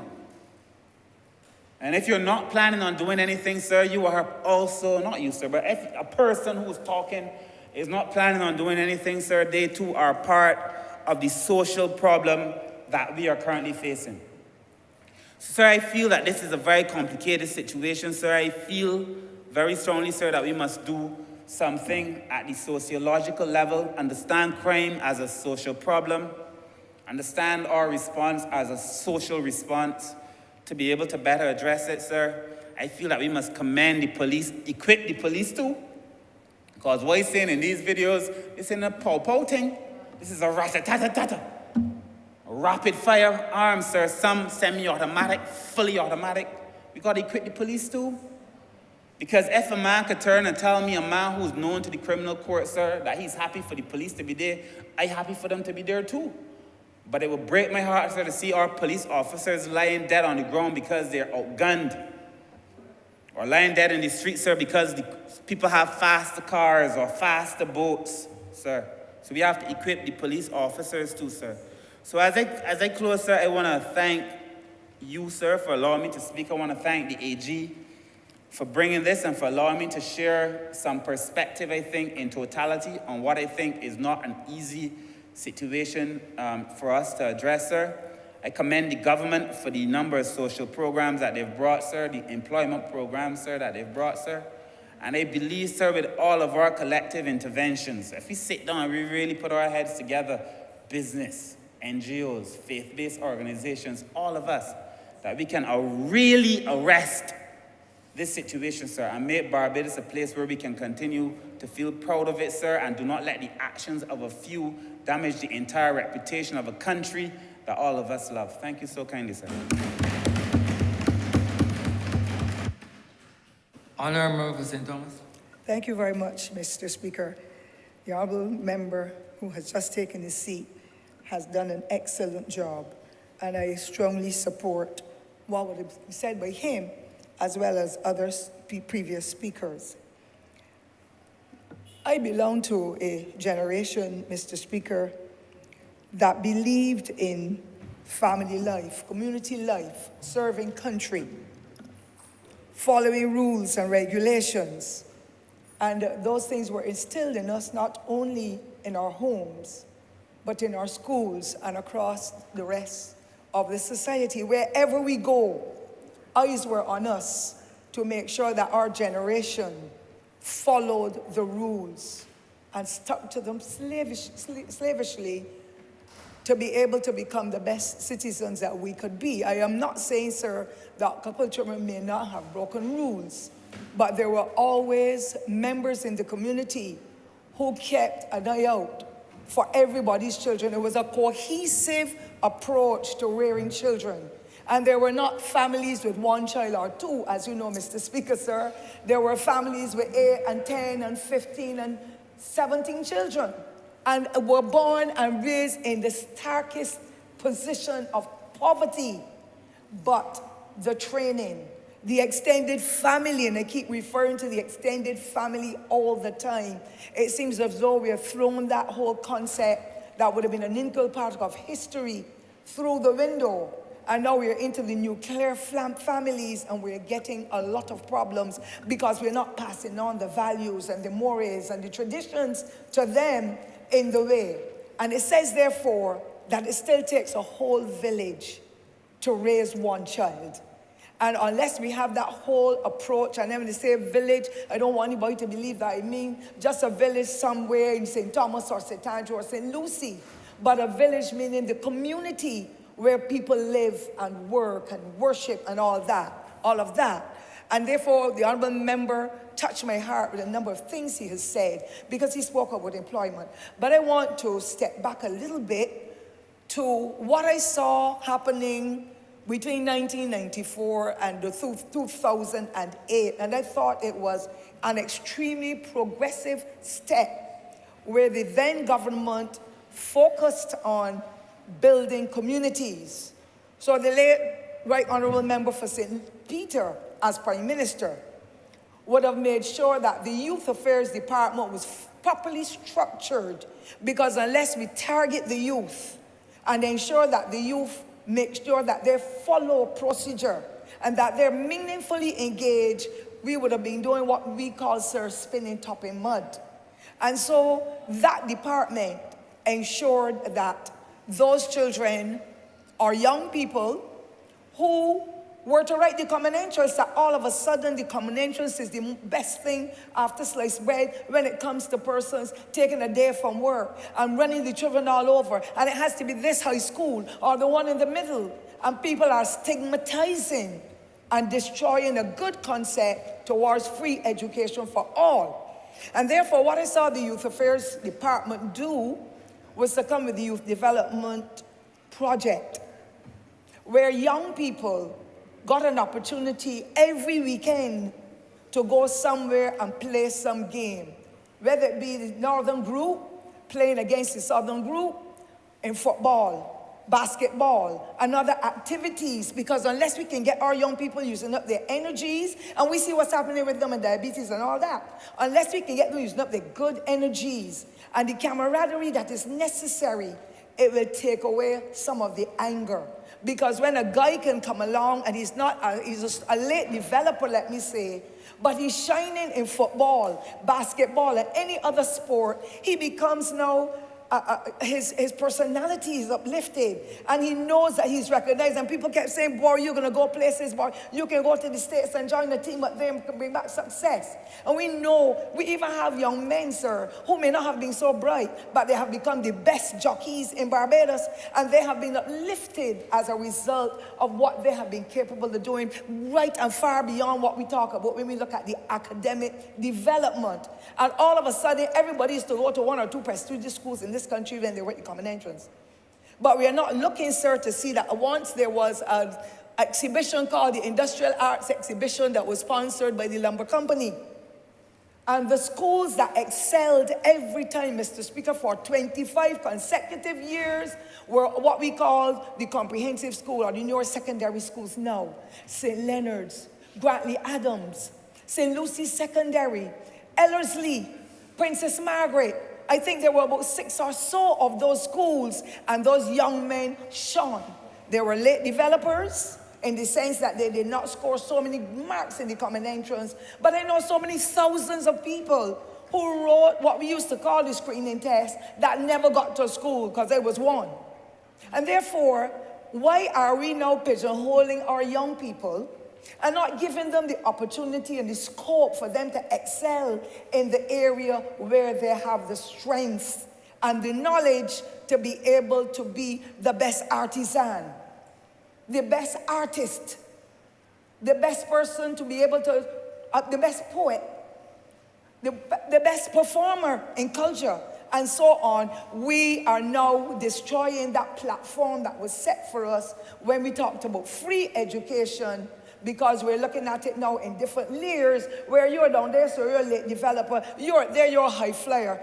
That is what is destroying our society, in my understanding and my estimation, for what I've seen in the system. And when we trample those whom we believe are late developers and not provide programs for them to be able to excel, that is where we are getting a lot of the problems. And so I am saying, our society needs to step back and see every child as an important individual that can make a contribution at any level. Mr. Speaker, when I have problems with my pipes, I don't even know wrench in the way that I should. But I have to call a plumber to fix that pipe, and I'm in misery if I can't get it fixed because the water is being wasted, it's wetting up the floor. All these things are happening. So the valuing of every individual with the knowledge and skills that they have is important, but we have turned away from that. And a lot of our children are not receiving the benefits in the system that they should. How could a government of the past, Mr. Speaker, shut down a school like Alma Parish School, where the late developers were, and those children, Mr. Speaker, would go to St. Peter every day And once a week, there was a program called the School to Work program. So when we saw those who wanted to be bakers, those who wanted to be hairdressers and cosmetologists and all that, those boys who wanted to become plumbers and boat builders, and so the programs were put in place to be able to strengthen those children and that they could shine, because I can't build any boat, I can hardly bake, I can hardly do any hair. But when I saw what was turned out for Alma Paris and now St. George Secondary, where the program was taken to that school after the principal from Alma Paris was transferred, and I know that those young men and women are out of trouble. They didn't have to be the brightest, but they were able to reason. They were able to set up their own little businesses and to be meaningfully employed. The honorable member for St. Michael South made the point about the guys who have got employment now. Yes, they're cleaning the streets, but we know people who work in the agricultural belt, cutting the sugar cane, planting the yams, bringing hay to carry it to the plantation house, and they were able to build houses. They were able to educate their children. They had a plot of land they could feed their children at the end of the week and didn't have to go anywhere to buy, and the children helped with the planting. They were able to rear a few pigs and sheep and cows and become independent. And all of a sudden, we are pigeonholing people and categorizing them in different ways to make them feel that they're less human and that their contribution is unvaluable. I think that culture has to be changed. Now, Mr. Speaker, when I saw what happened with the Project Oasis, that project that saw the government then giving instructions to the principal at the SJPI, and of course the skills training, do not make these young people write any entrance exam. If you're giving it to them in English or you're giving it to them to math, sometimes they can't cope. However, they had that innate ability to be able to do a skill. And we saw thousands of young people go to the BCC, to the hospitality unit, and they turned out to be the best waitresses. And they went to the Polytechnic and the best of barbers, the best of those persons who will work in the restaurants, mixing the drinks and so, don't remember the name you called them. They turned out to be the best cosmetologists. All of a sudden, we've gone right back to making young people write exams. And what we're witnessing now is that those at the secondary schools who have certificates are forcing them, not forcing themselves, that's not the best word, but targeting the SJPI that they can carry out the skills of the mechanical engineers and so on. Those young people have it too. And I am sad to know that my country has moved away from the apprenticeship program. We have men in villages who will take young men and nurture them and show them how to do mechanic work alongside the road. They will take them to go to be carpenters and they learn the trade on the spot in the building system. And all of a sudden, all of these young men in particular, because they're the major ones who are into the whole area of gang violence and the shooting and the killing and the fighting and disruption in community. There are some females who are as well. And therefore, I believe that we should get right back to the things that served us well in the past and then ensure that we embrace everybody in this whole part of people producing and making a difference in this society and being recognized for their worth. The checks program was another program that was put in place. And those young people develop their skills. And that's why we see when we go to various cultural activities, there's the guy who does the tumbling like the monkey. We still the stilt walkers. There were people who were into drama. There was even a band that was formed when I was at the Ministry of Youth Affairs, Education and Youth Affairs, and that band did excellent work. Then we saw the guys who were doing the digital media program. And one of the first persons to graduate became one of the workers at CBC. And therefore, we need to give the young people a chance. Our society is uncaring. People look down on you because they think you've come from nowhere. You're a poor man's child. You live in the village. You're the hickeys. All kinds of strange things. We castigate people and make them feel less than human. And young people are angry because they don't have the personality perhaps that you, sir, and I might have had, where we will learn to ignore because we knew that our family loved us and that we developed the morals and the values and the skills that our parents had instilled in us and our teachers as well. And that is where I believe those things are lacking. I have a difficulty because I've heard teachers tell children, and I'm just using this as an example, man, you come from the Orleans, you don't have a body. How do you tell a child that? What are you reinforcing? And perhaps he's heard it so many times in the village anyhow. How do you tell a child that and he's going to pattern that? Because, well, if the boy don't care, I could as well do what they tell me then. I could turn up to what and it is that kind of mentality that is destroying the fabric of our youth in this society. And Mr. Speaker, I saw the changes coming in this society at the point in time when we were as copycats as usual, listening to what was happening in other parts of the Caribbean where the crime was high. And it is even 3 times higher or 10 times higher now.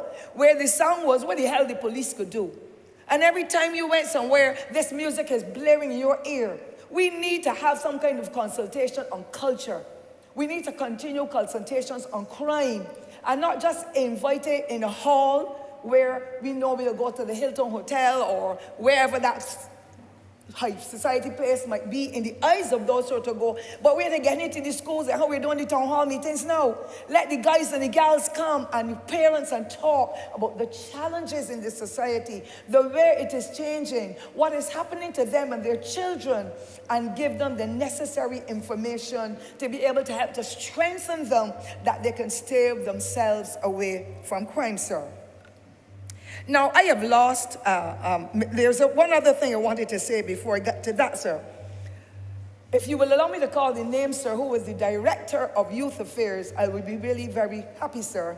Because the Director of Youth Affairs, Mr. Richard Carter, may the Lord continue to bless him and others, he was the person who came up with his youth commissioners with the idea of parents who have bought guns for their children at that time as toys at Christmas time, bring them on to the Ministry of Youth Affairs, and they were exchanged for toys or books that gave a more positive outlook. And it was an excellent program. It went on for quite a few years. Of course, a parent may have gone into town and bought a gun to get one of those gifts because it must have been a little more expensive. But any taxpayer's money that's being spent on efforts to be able to empower others and stave them on the straight and narrow, to my mind, Mr. Speaker, that made sense. It was a very successful project. But when we left in 2008, all those things seem to have fallen apart. The checks program, the peace program, the one with the music, with the young people getting the opportunity to form the band and to play the musical instruments, because it happened in school where poor people's children got a chance to play the violin. Who for a poor person, sir, in our time would have had a chance to play a violin? And those were the skills that were being developed, so you can see the diversity as to how your society goes, where different people have different skills, but at the end of the day, they all come together. It makes a difference in them because they're shining in their avenue. They're the best watering people. They're shining in that area. Employment is always there. And then the youth entrepreneurship scheme helped to strengthen those aspects of it. I have a difficulty in understanding because our young people now have an opportunity to be able to take hold of the trust program that is being offered to them to be able to borrow. We've started to promote the vendors and to give them that area where they can get that little niche market and they can excel and so on and so forth. But we are copycats.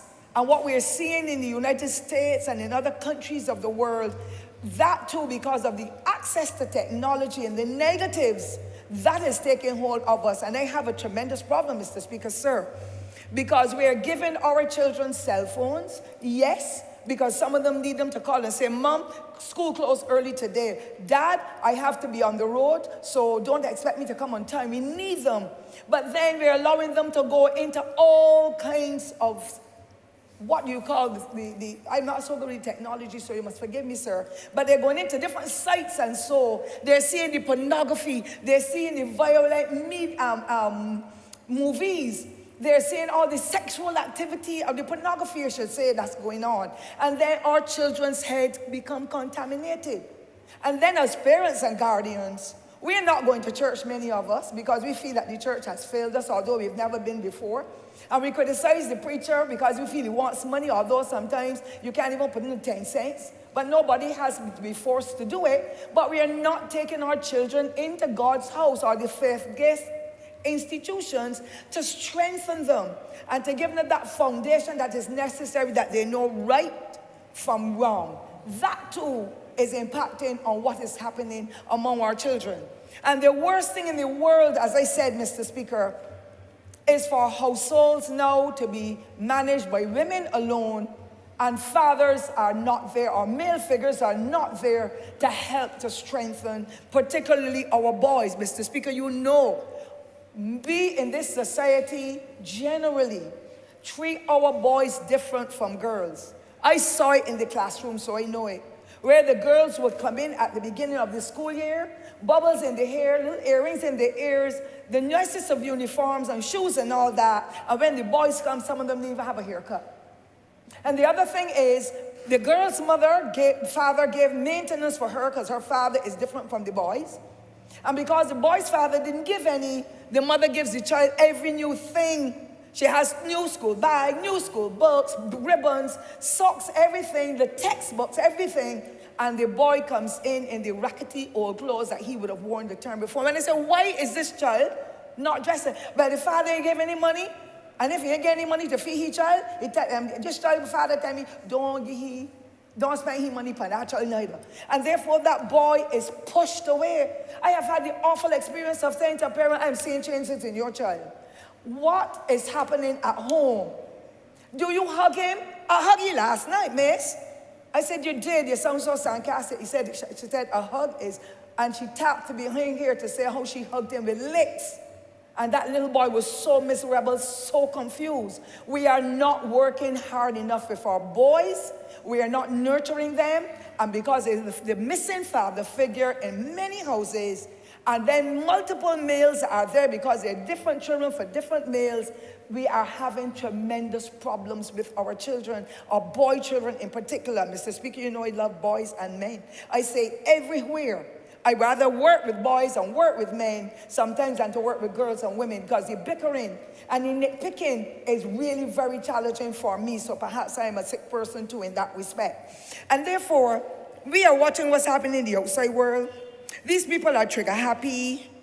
It is a lot of lawlessness, and a toy, a gun in the hand of a young man or young woman is like a play toy for them, and they do not understand because we have not taught them about actions and consequences.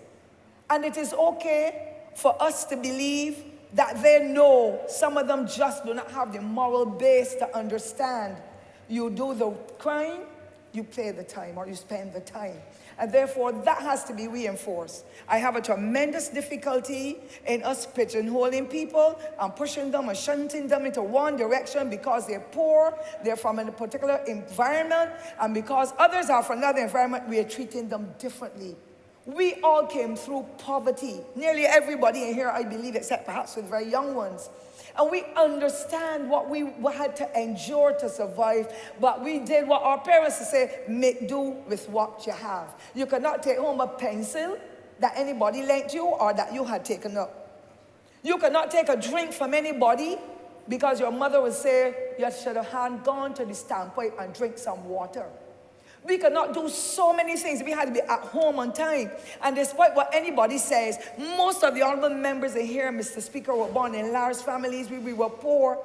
And we had to wear the sheep, the pig, the goat, the cow. We had to milk them. We had to go and bring the feed and pull the grass to get home for them. We did all of that. Why are we not telling our stories as well? For the rest of Barbados to know we were not born rich. We came through what we call the hornpipe, like most of you, but because we had solid foundations in the communities where we live, everybody else looked out for the other person's child. That is the reason why we can stand here today with pride, knowing that we've still got our character intact. We need to get back to the basics and to change what is happening in our communities. And Mr. Speaker, I want to say that we need to go forward and get back to identify those persons who are late developers and give them a chance to get into the polytechnic without that entrance exam again. We need to do it for the skills training as well, and we need for the Barbados Community College, Hospitality, the Norma and Jean Holder Institute. For those young people, they may not have the academic ability, but they can become the best of waitresses or waiters, and so we can get the best of barbers coming through from those institutions once we give them a chance. But as long as we leave them out, because they have the competition now with the older secondary school students who want to pursue those courses as well, those principals have got to put aside at least 50 positions every startup of September to facilitate those in the various categories of study, so that we do not leave those young men and women on the outside. They too are Barbadians who deserve the care and the treatment. Mr. Speaker, sir, I have lost a couple of young people. They're not many, and I must tell you I'm thankful that the crime in the parish where I live does not seem to be anywhere near that in urban Barbados. As a matter of fact, some men were up there cursing very badly this morning and stealing coconuts and so, and I had to call the police. And I'm fearless, because they did not have to do it by going to steal them when they could have come and asked a question. And if they had asked a question, perhaps they would have been given the okay, oh yes, they're down in the bush, go down and help yourself or the monkeys will get them. Because we are fair people in this country. But the language and the threats, and they had cutlasses and all that in rural St. Thomas in this country. I am not going to let it happen on my dead body, Mr. Speaker. I want to also go on, sir, in the interest of time, to indicate that I support this legislation, because I had a difficulty when I heard that one man was gunned down a few weeks ago and that he would have been out on bail for the third murder. And I know that, Mr. Speaker, I don't know if it's like you are like me, but I know men are braver than women. But if I'm driving and a cat runs across my vehicle and gets touched, I feel it. And that is not because I'm a woman. I feel it because I'm a human being who understands to be sympathetic and empathetic to others that or animals that get hurt. But to shoot and kill and to threaten with gun is something that is not the norm in Barbados. So the next question I would ask, are we going to watch what's happening in the international arena? Where over the last 2 to 3 months, we have seen persons go into supermarkets and shoot at large numbers of people, go into a day nursery and kill babies that were in their cribs, go into primary school and kill teachers and security guards and small children. That is not Barbadian style. And I don't want for my people to ever get to reach that stage of rot, because every life is important. And therefore, the whole emphasis by the then Prime Minister and his team between 1994 and 2008, and now this Honourable Prime Minister and her team, to be able to engage young people and others into meaningful activity, Mr. Speaker, will make a difference, because it is the first time in the history of Barbados that I ever saw so many pavilions being constructed that the young people can go and use their energy up after class, after school on the evening. It's the first time that we've seen the technology locations across Barbados where they could go to learn the skills in typing and so to be able to upgrade themselves. We know that the gymnasium has been expanded. The football team goes up there. There's a skating ring, I call it. I don't know the best expression. But I'm saying opportunities are there. And the focus is on letting young people and others get a chance to exercise and to get off the pent-up energies. I remember my predecessor, when the guys from Bridgefield and Prout were at loggerheads, and they were playing football, and so they will fight, they will curse, they will threaten. One day, he just said to the officers, I am going to let these boys play a football match.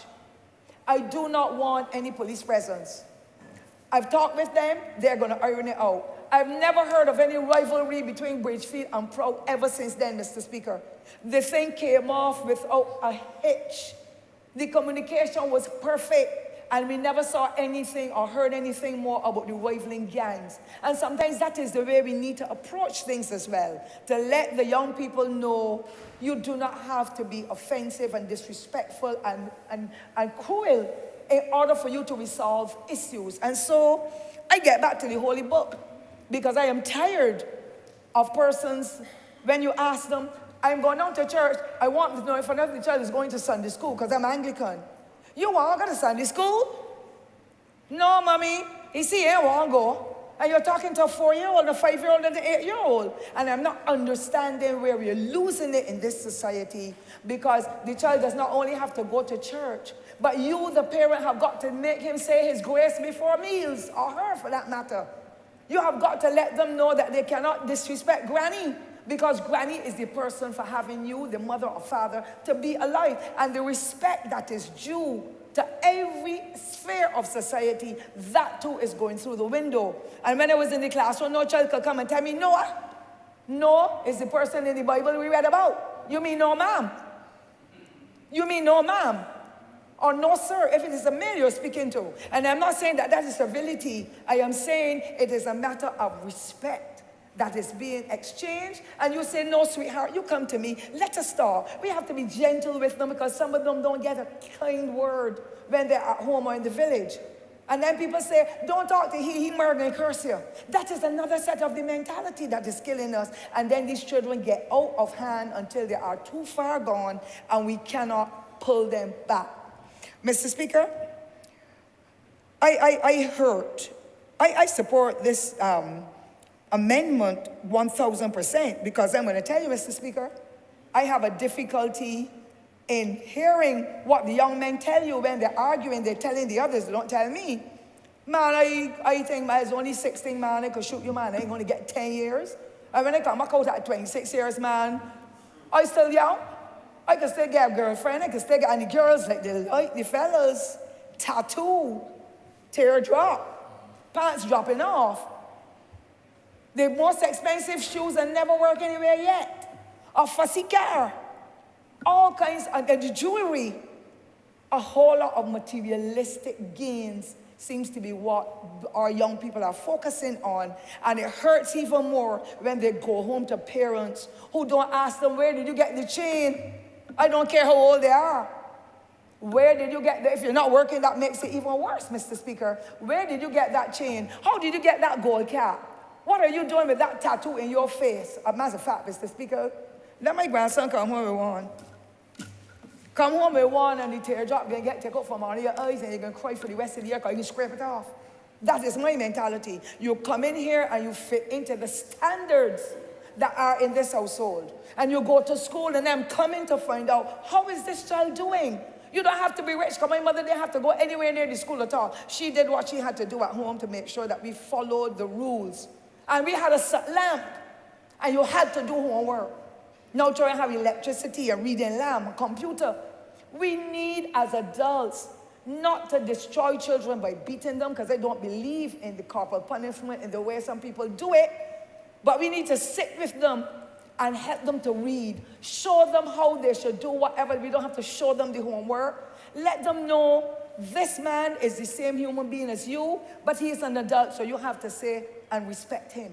You have to speak to him in a manner that you show there is a difference, but you're cordial about what you are doing. So this legislation I am happy about, Mr. Speaker, because it is unfortunate that the way things are going now, it is hurtful. But let me close, because I know it's only almost time for me to conclude.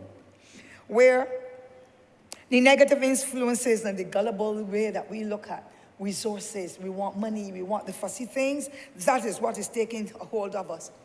We have adults in this society, Mr. Speaker, I can't blame all the young children, who are just grabbing at the almighty dollar.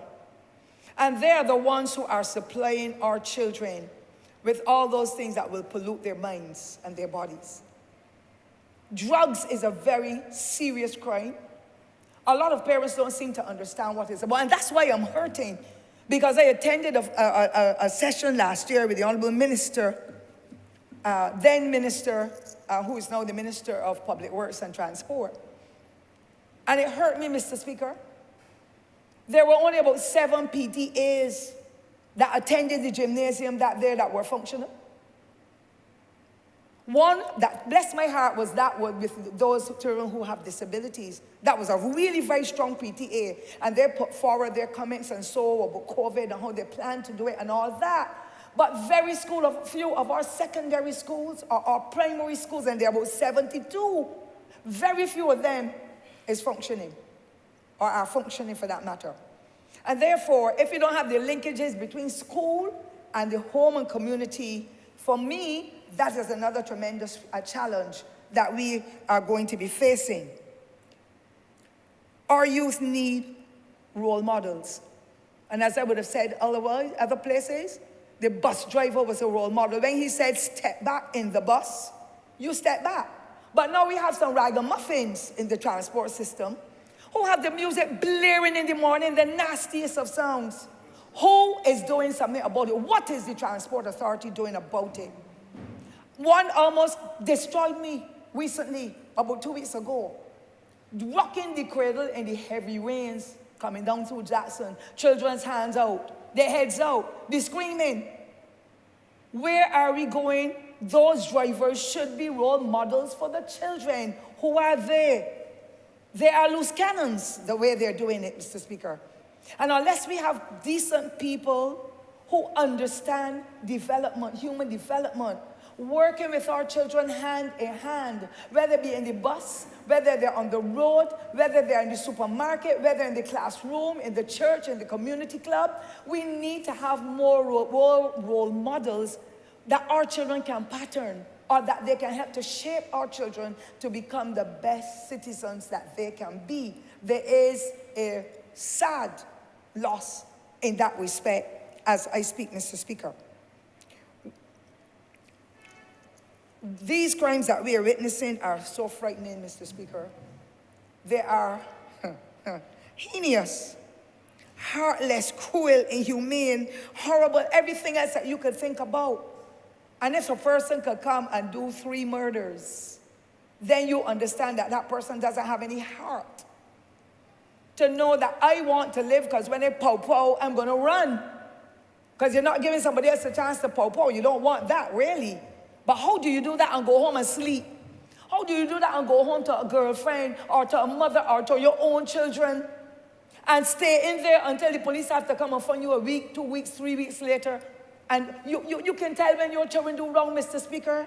You would have raised your own children too. And you can see the guilt in their face, and from the time they think they're peeping through the window, they're only human beings. But how do they come into households and that doesn't happen? And then mothers in particular will go down and say, police are unfair, my child. He had him there for murdering a man, and look how he come here now, he eyes swell up. But if you cuff the police in the eye, police will cuff you back in yours and break your nose too. Because it means that you are not respecting the police officers, and I love them, Mr. Speaker, to the bone. Because without them, we would not be able to survive. Your Honourable has 2 more minutes. Thank you, Mr. Speaker. I want to conclude. We need to target our schools, particularly our secondary schools. The gangs are showing their faces again there. We need parental education. Parents being educated, whether it be Paradox helping, whether it be through the schools that used to do excellent work. That's how I met you, sir. We need to get back to those morals, those values that help to make us the proud men and women we are. The golden rule, do unto others. Consequences. When you do it, what are the repercussions? Are they going to be good or bad? Think before you act. Those are statements that we learned. Train up a child in the way he shall go, and when he is old, he will not depart from it. That is a biblical one. A soft answer turns away wrath. There was one that says, and I'm going to try to remember it, I had it at the tip of my tongue just now. Any coward who runs away lives to see another day. Are we telling our children that? Walk away. When the arguments start, walk away. Because any coward who runs away lives to see another day. I believe, Mr. Speaker, sir, that we can get back to where we were before. We need the police to be in the communities.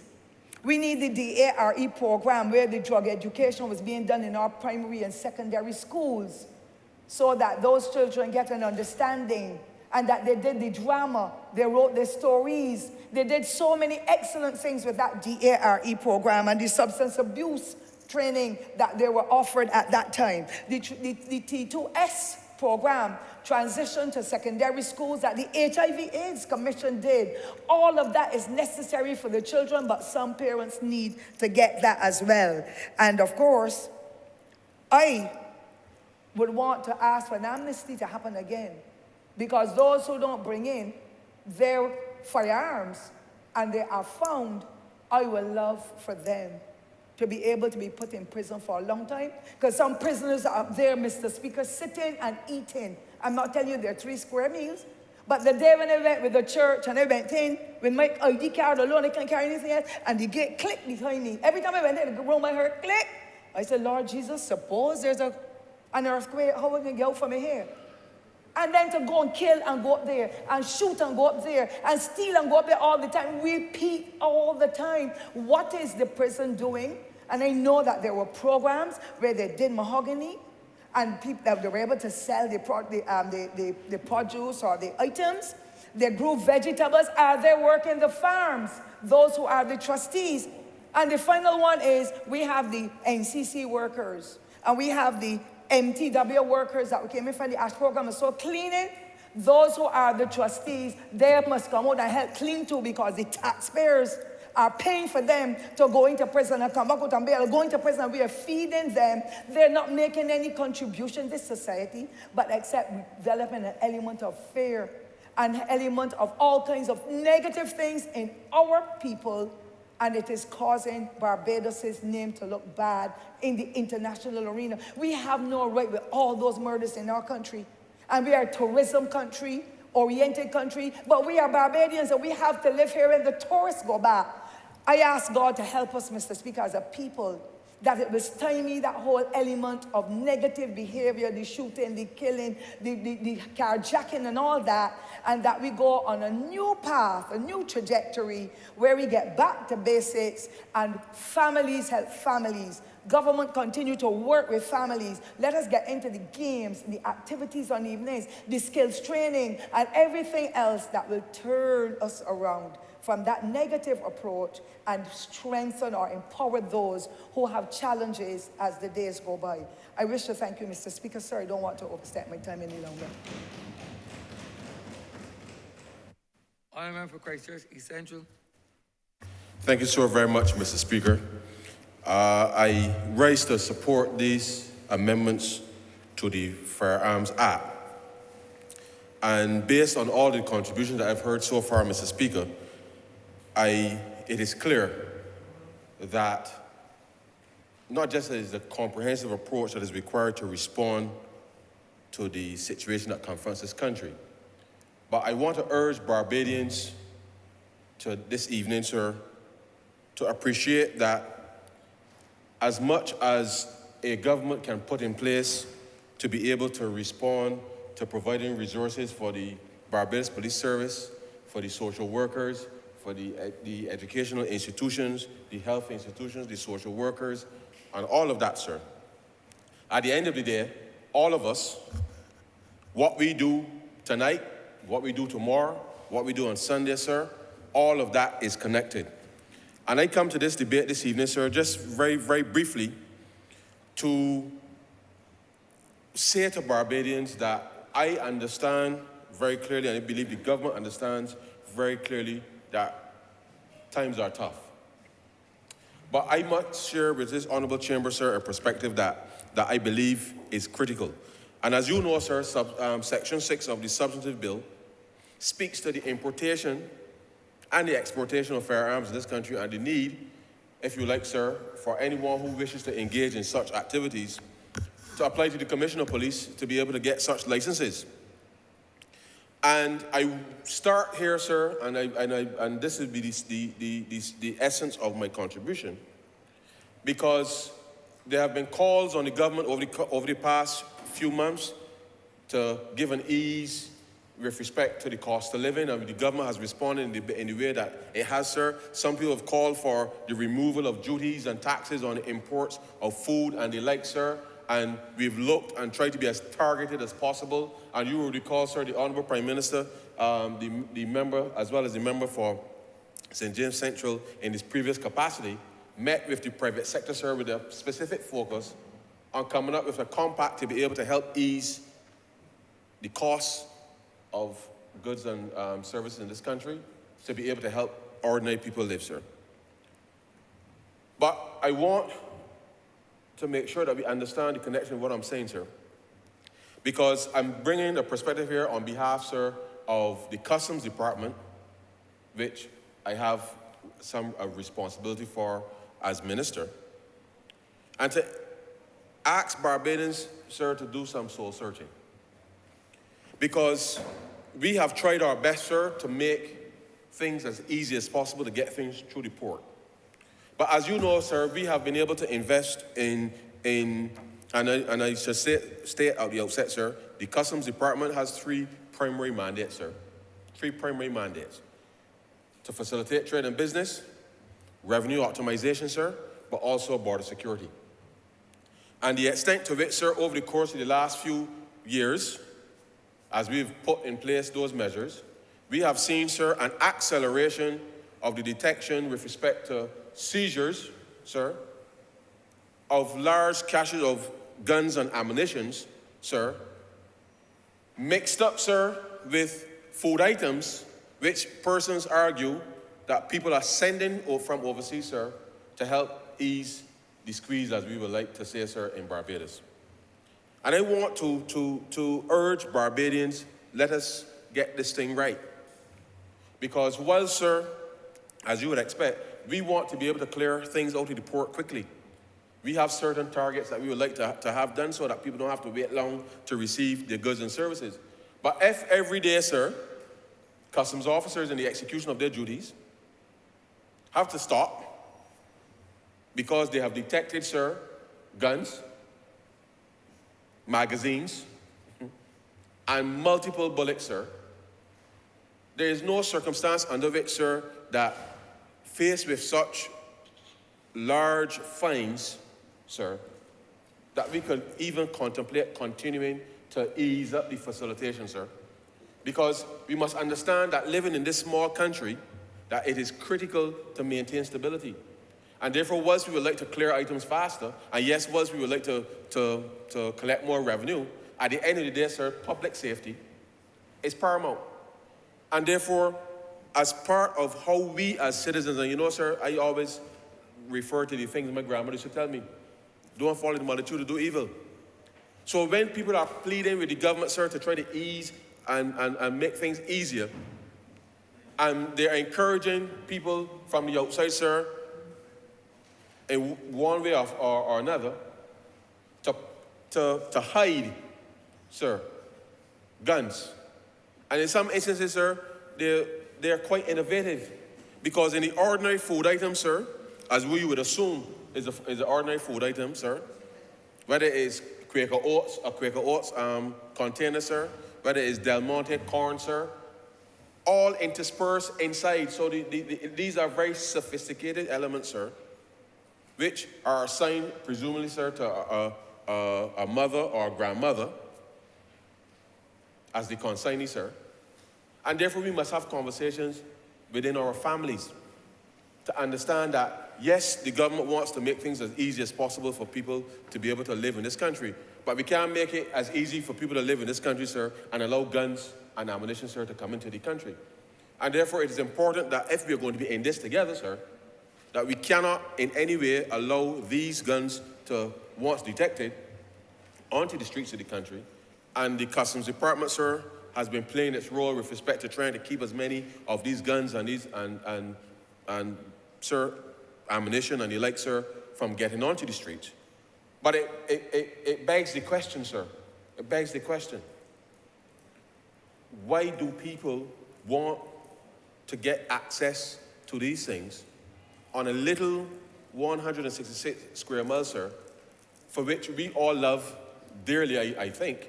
We all love dearly. Why do people want to get access to these things?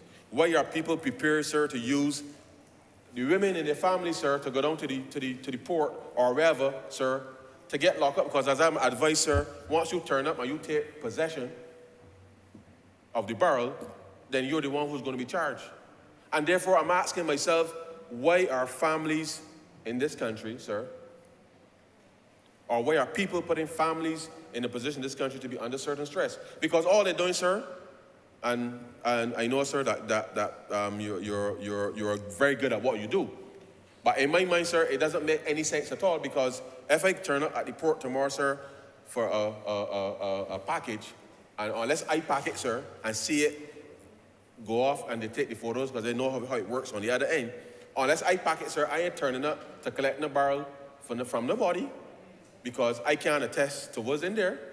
And therefore, we must be very clear and conscious in our own minds as to what it is we are doing, sir, what it is we are encouraging. And when I referred earlier, sir, about not following the multitude to do evil, I know for a fact, sir, my friends know very well, sir, don't get Ryan involved in nothing, because Ryan, as my grandmother's always used to say, sir, I ain't letting the police do anything to me, because if the police want to know something, I can tell them. So don't let me know nothing, sir. If I go home right now, sir, and in the course of getting ready for a function later tonight, I happen to come across something, sir, I call him Border Hall. Because if it didn't belong to me, and I asked my wife, well, or my son, if it didn't belong to me, well, how it get in here? Because I know it didn't belong to me. I call in the police. And therefore, unless we are prepared, sir, to take those individual actions, when you see things happening in and around you, sir, you have to respond. Because it is, and I think, I'm not sure which member earlier spoke to getting to making sure that we get serious about the small things. It is critical, sir, because unless, yes, the member for the city, it is important, sir, that we understand that unless we do the things in cohesion, we will not be able to wrestle this problem to the ground. We will continue to do what we have to do, sir, from at the border, but it is in the homes and the communities, sir, is where these battles must be solved, they must be fought in order for us to be able to turn this thing around. The truth is, sir, the one thing that could potentially derail any recovery is an escalation, sir, as you know, in these crimes. And public safety, sir, public safety, all of us, whether we're going for a Sunday drive, sir, whether we're going out and jostling, sir, when the evening comes. Yeah, jostling. We used to jostle back in the day. Whatever it is we do as leisure, sir, we could be in oysters, eating a fish, sir, down Baxter's Road, lineman, sir, getting some sauce panasada, whatever it is that we want to do as friends and families across the landscape of Barbados. It is important because a lot of things have been happening in recent times, sir, that certainly can be avoided. And therefore, it means that each and every one of us must hold each other to account. And therefore, it is absolutely, absolutely critical, sir, that we do what we can to arrest this problem. I've also had the opportunity, sir, to engage with members of the U.S. government on a few matters related, because as you know, sir, guns are not manufactured in Barbados. But as you know, guns are pretty much free for all in the U.S. And we've indicated to them, sir, that they needed to do something about what's happening on the other end. Because I don't believe, sir, that somebody could just go and pack a barrel somewhere in Miami or New York or whatever, sir, and get on a ship from those ports and arrive in Barbados. And therefore, or the region for that matter. And therefore, we've been urging those on the other side to be able to put more stringent protocols in place to help protect us. Because whilst it is free for all for you to walk in a gun store, sir, at any age it would appear in the United States and acquire a gun, we don't want that in our neighborhood. And therefore, whilst we will continue to do the scanning in order to protect ordinary Barbadians on this end, we've been working on the other side, sir, to make sure that we can at least try to limit the extent to which the flow is coming, in order to make sure then that we can even have an additional barrier of scrutiny on the other side in order to be able to arrest this problem. And therefore, I want to impress upon Barbadians, sir, that we must do what is right. Do not follow the multitude, sir, to do evil. And that is not necessarily meant to be anything biblical. It's just common sense, sir. It is just common sense. And the extent to which families are then exposed financially, sir, because I know, sir, I would imagine, sir, that a man of your esteem, your fees are relevant to the seriousness of the thing. What do you And mean by therefore that, the complexity, Honourable? no, I mean in the complexity. Honourable, what do you mean by that? The complexity, sir, the complexity and the nature of what you may have to defend requires, sir, time and effort. And therefore, commensurate with that, you would appreciate then, sir, that on the basis of what we are proposing here, the fines, the bail, and all of these, the costs, sir, financially to families will be significant. And therefore, it does not make any economic sense, sir, in my own view, for people to go down a path that then exposes the family, sir, to financial exposure. It simply does not make sense. And therefore, from my perspective, it is important that we deter people from getting into these very serious areas. And there's no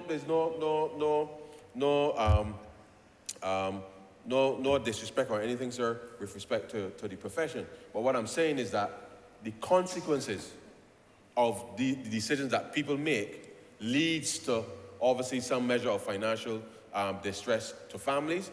And the truth is, sir, I am actually amazed at the extent to which persons suddenly find resources available to be able to respond in the way that they do. And it really does speak to how we deploy resources even within our communities, within our families, to be able to put to which I believe, sir, could be put to a different use, to be able to help build wealth within families and across communities. But the reality is, sir, that we have to do this together. And the government of Barbados, and I give the commitment, sir, that we will continue to do that which we must do at the border, to limit the entry of guns and ammunition into the country. That is what the officers of the department have committed to doing. They've been working very well with the Barbados Police Service in that respect. But the truth is, sir, we have seen an acceleration in terms of even the sophistication of the weapons that come in. And the truth is, sir, I really don't know why anybody would want an AK-47 or anything of that nature in Barbados. And therefore, these are the things that we are faced with as a country. We are not at war, sir. We are not at war in Ukraine or anything. So I'm asking myself, what are these people wanting to arm themselves for? And therefore, the extent to which Barbados has been a society of calm, of peace, I want to see that maintained for ordinary Barbadians. I want to see that maintained, sir, for anybody who may wish to visit Barbados. And therefore, if we are serious as a nation, if we are serious as citizens for wanting to enjoy all that Barbados has to offer, then I think that in all of our communities across Barbados, we must ask ourselves tonight and tomorrow and for the rest of our time that we have here, some very searching questions about who do we want to be for our children, what are the examples that we want to set, sir, and I can assure you, sir, and the Honourable Chamber that we will continue to make sure that we create that barrier, sir, at the border to be able to limit access to guns into the country in order to ensure that we can stave off, sir, what clearly has been an escalation with respect to persons seeking to arm themselves. And to the extent, sir, that people may, on the basis of what's happening globally and social media, and thinking about Second Amendment rights and all these kinds of fancy ideas, sir, the truth is, sir, that as a small state, stability is the absolutely only asset that we have. And as much as we have been able to build a significant amount of social capital, we must maintain that stability, sir. That social connection, that social cohesion, sir, must be maintained at all costs. And therefore, if you see something, Mr. Speaker, say you, sir, I mean, if you see something, you got to call the police, because at the end of the day, sir, the police is that agency that has great responsibility for protecting all of us. It is a collective service, sir, from which none of us could exempt ourselves. And therefore, we must, as citizens, take the responsibility. Whether we like the interaction or not, sir, we must take the responsibility to share the information. I know that the Crime Stoppers and that is quite anonymous. We must do that, sir. But by the same token, we must ensure that as we treat to each other, that we can do so, sir, in a manner that allows us to maintain, absolutely, sir, the stability. So with those very few words, sir, I absolutely support the amendments here. I wish the fines would be a little higher, so that for those that we will catch, that we will get a little more money into the treasury on the basis of what I see there. But I'm being very serious, because unless we set a very, very clear example, sir, as to how this will potentially hit you in the pocket, sir, then I believe that that too will act as a deterrent for keeping, for families and communities to realize that this is a real thing. We really don't want to see any more deaths as a result of firearms or significant injury. But the reality is that we must have the greatest deterrent possible. And therefore, with those who are, sir, I absolutely support this bill. And I'm obliged to you, sir. Honourable member for St. Philip North. Thank you, Mr. Speaker. I must say today, this is one of the times in Parliament where every single speech that I've heard thus far has added to the discussion. I wouldn't say debate, because I don't think anybody is arguing about the benefits of this amendment to the legislation. But I want to say out front that I appreciate every member's contribution thus far. And that makes it a little more difficult to bring up the rear here. But it might be a matter of repetition, so please forgive me. I congratulate the Honourable Member for St. Joseph, who brought the legislation into the House. And he began by saying that the country is safe. And the legislation really and truly makes me feel better about that. But I can say I'm not sure. After today, I believe the general public, including myself, would feel a little safer in this community. Imagine the angst I feel when I get home late at night. Between getting out my car and getting into my house, I get a measure of palpitations, worried that somebody might be hiding around the corner, because we have heard stories.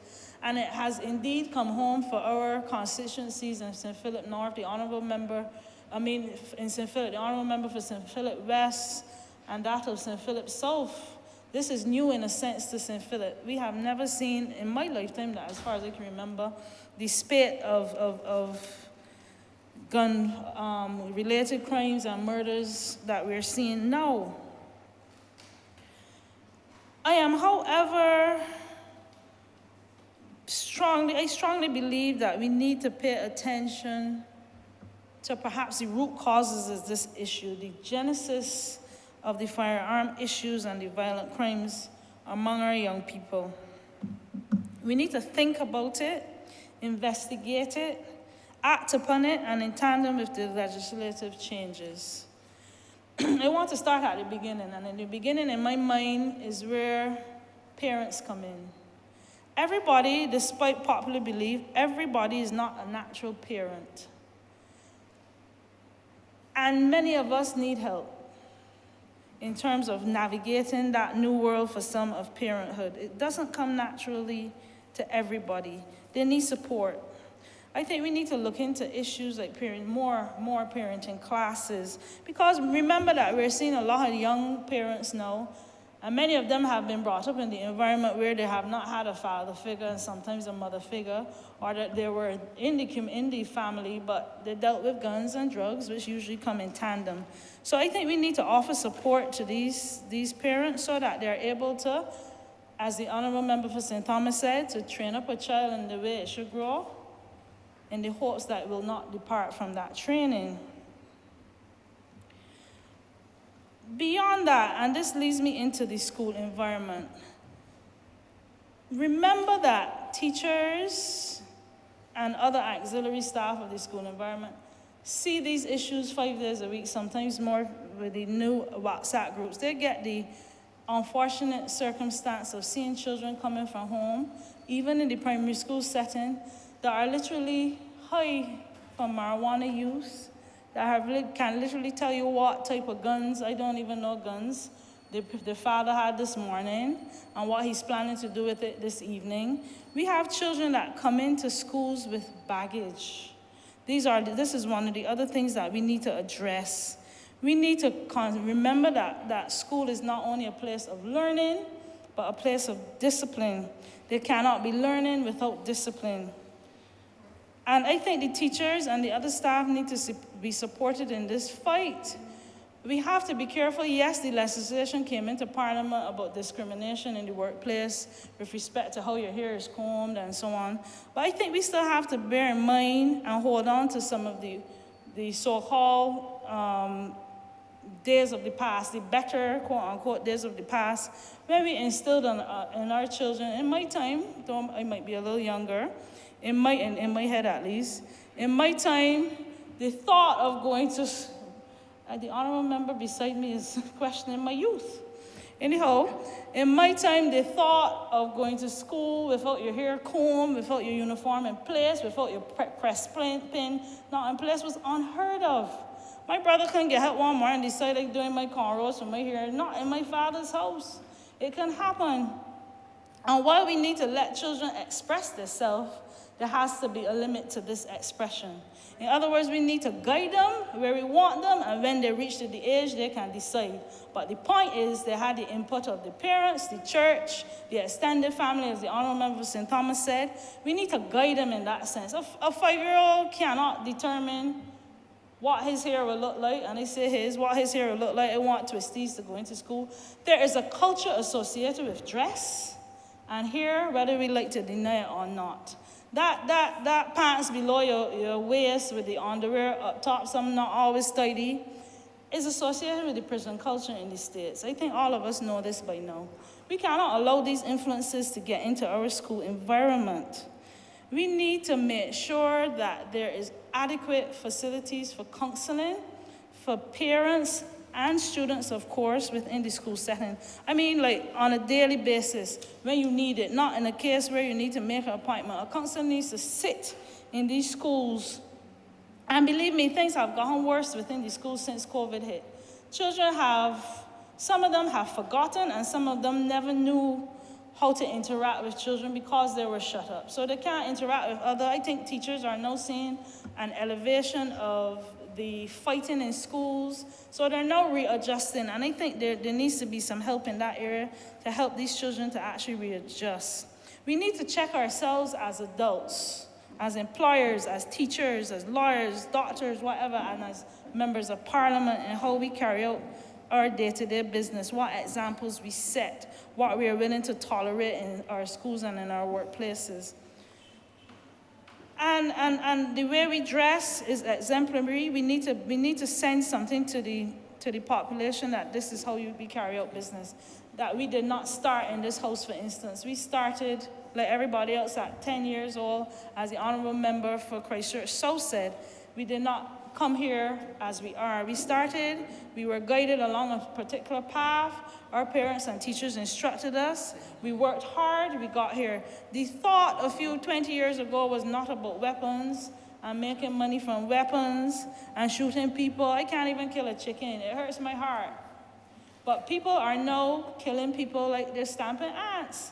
No kind of heart, no kind of soul is considered. And as one of the honourable members said, prison is not looked at anymore as a place for punishment. It's looked at as another vacation home for some. And this is what we need to buttress the prisons to make it actually seem like a prison. Not to be cruel, but to put measures in place that you don't want to revisit it by any measure. And I'm happy with the legislation, especially with the issue with not making sentences concurrent. You do 5 years and 5 years and 5 years, and however that adds up, I'm a proponent of that, and I congratulate the legislation with respect to that part.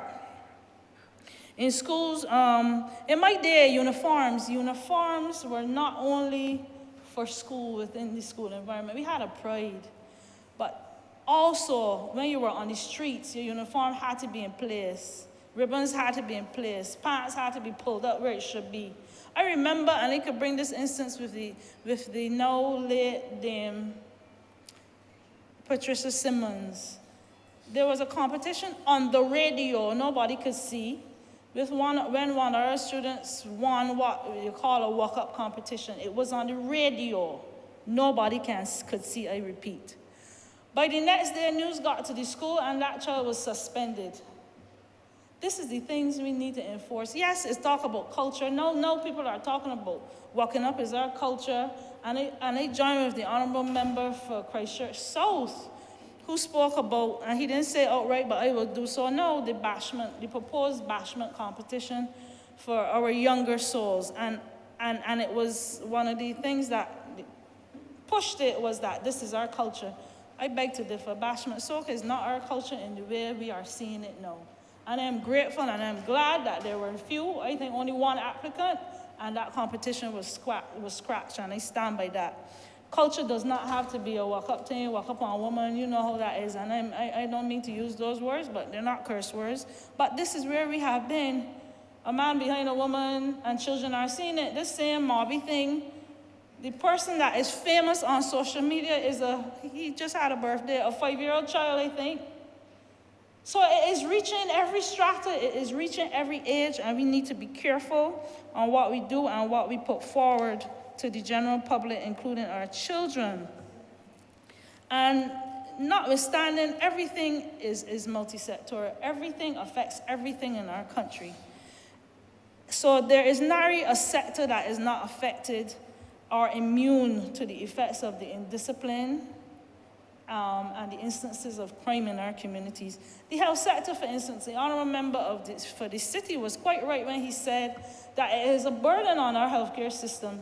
The public has recently, maybe a little longer than recently, been incensed on the delays in elective surgeries in the Queen Elizabeth Hospital. And he was right in saying that when emergency cases come in, gunshot wounds, stab wounds, and everything, elective cases are pushed back to accommodate these instances where oftentimes it's life or death. So apart from that, they put a burden on the theater, they put a burden on the bed capacity that we have at the hospital, medication. And let me mention here that some of the victims are innocent within all of this, but not many are. So it involves every sector is what I mean to say. So that is with the healthcare sector there. It involves the social and family life structure. When you lose a father, which is usually a father, but mothers are now becoming involved. It affects how the child grows up. There are no role models, however bad or good. And nobody, in truth and in fact, can bring up a child like a parent. And this is not necessarily a biological parent, a parent that cares. So there's loss of parents, there's loss of income to the household and parental influence. And this directly affects the economy. So we have people that are being shot, some disabled, and we know all the issues that the National Insurance Scheme is facing right now. So you become disabled as a result of a gunshot wound or some other crime.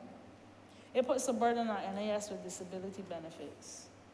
When you die, whether it's bad or good, it puts another burden on the NAS because now the minor children who are still in school have to be supported.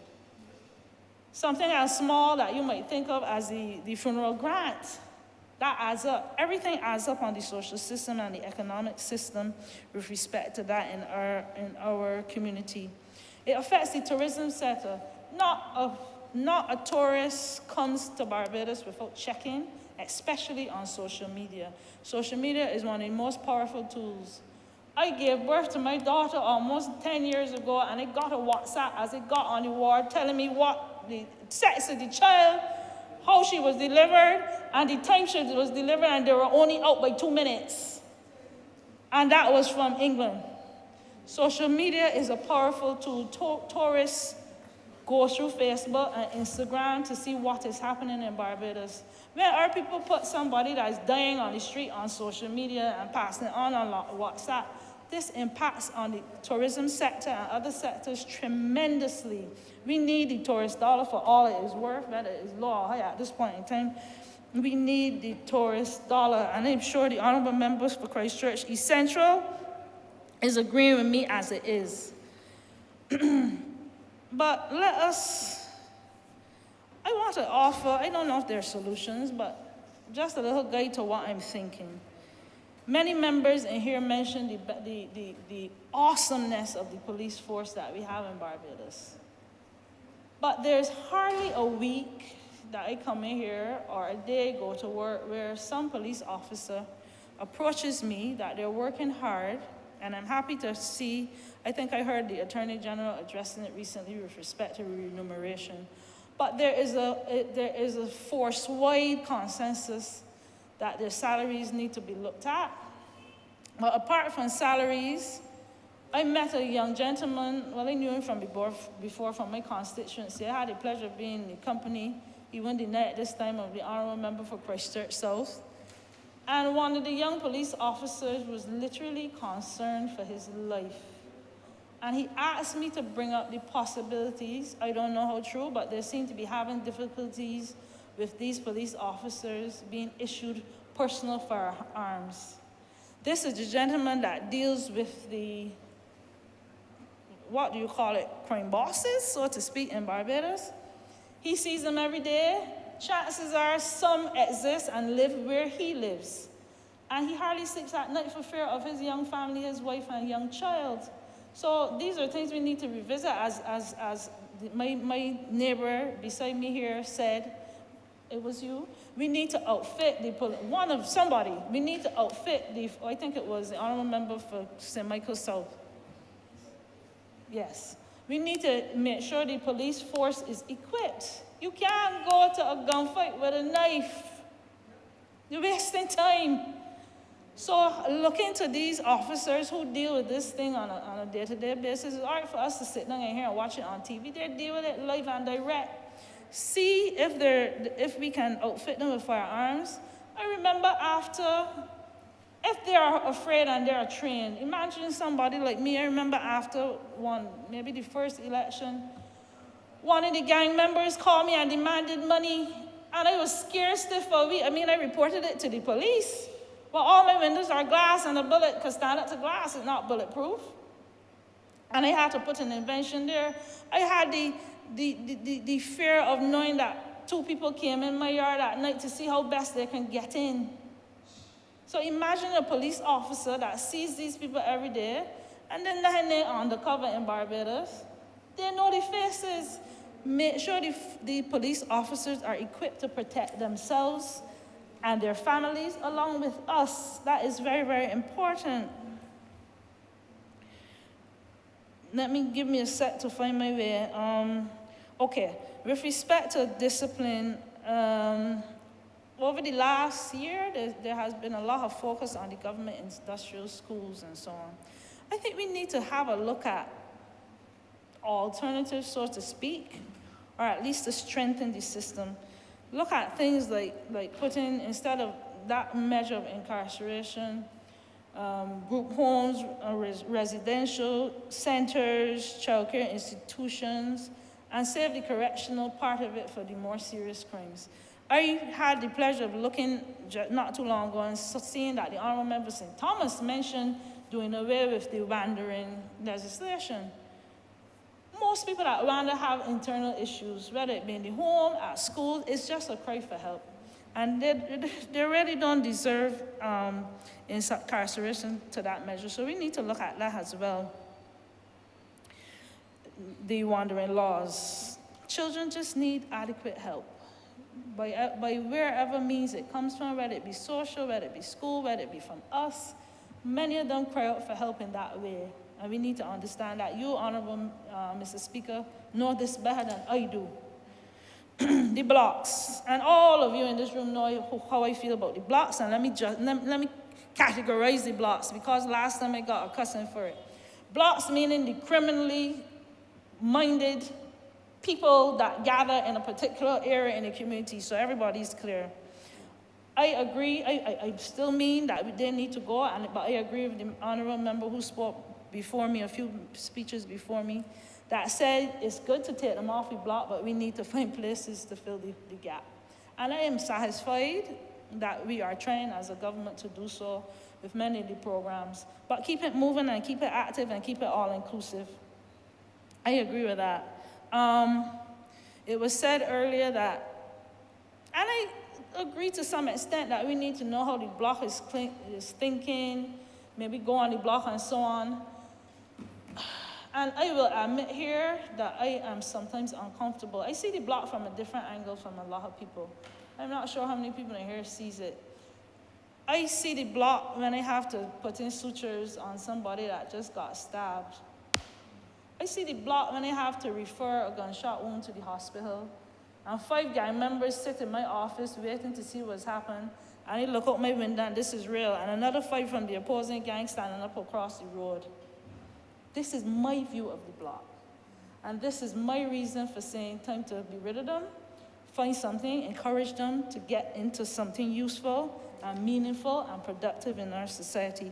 Children are watching. And I am very conscious that mine is watching me where I go and how I do it, including in this house. And I'm sure many members in here are doing the same thing.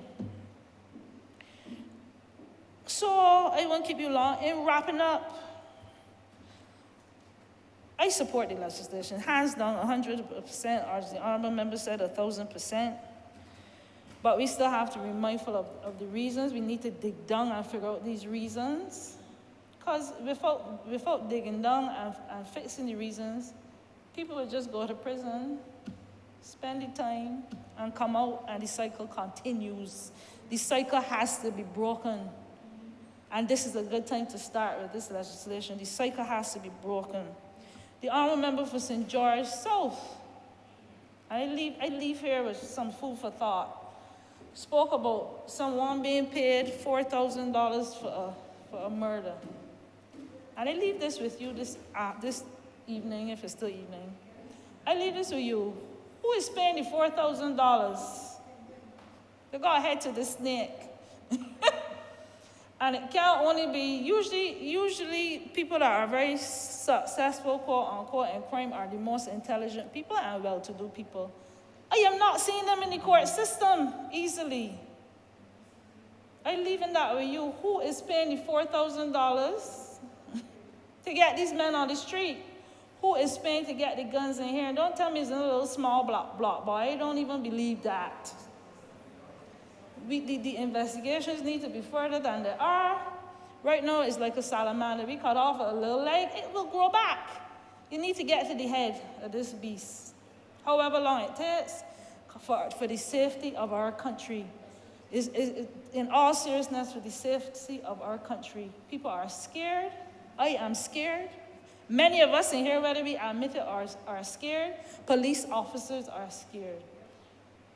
We can't keep our children in the house all the time. All of us had our play days, so to speak, play days. When we got to go to a party, you're frightened as hell or heaven, whichever, to let your child leave home, to sleep over, which was a common thing in my time. Scared as hell. Or heaven, let me put that, like one song like that. But I leave those few words with you to ponder on like Mary. And thank you so much for your time, Mr. Honourable Speaker.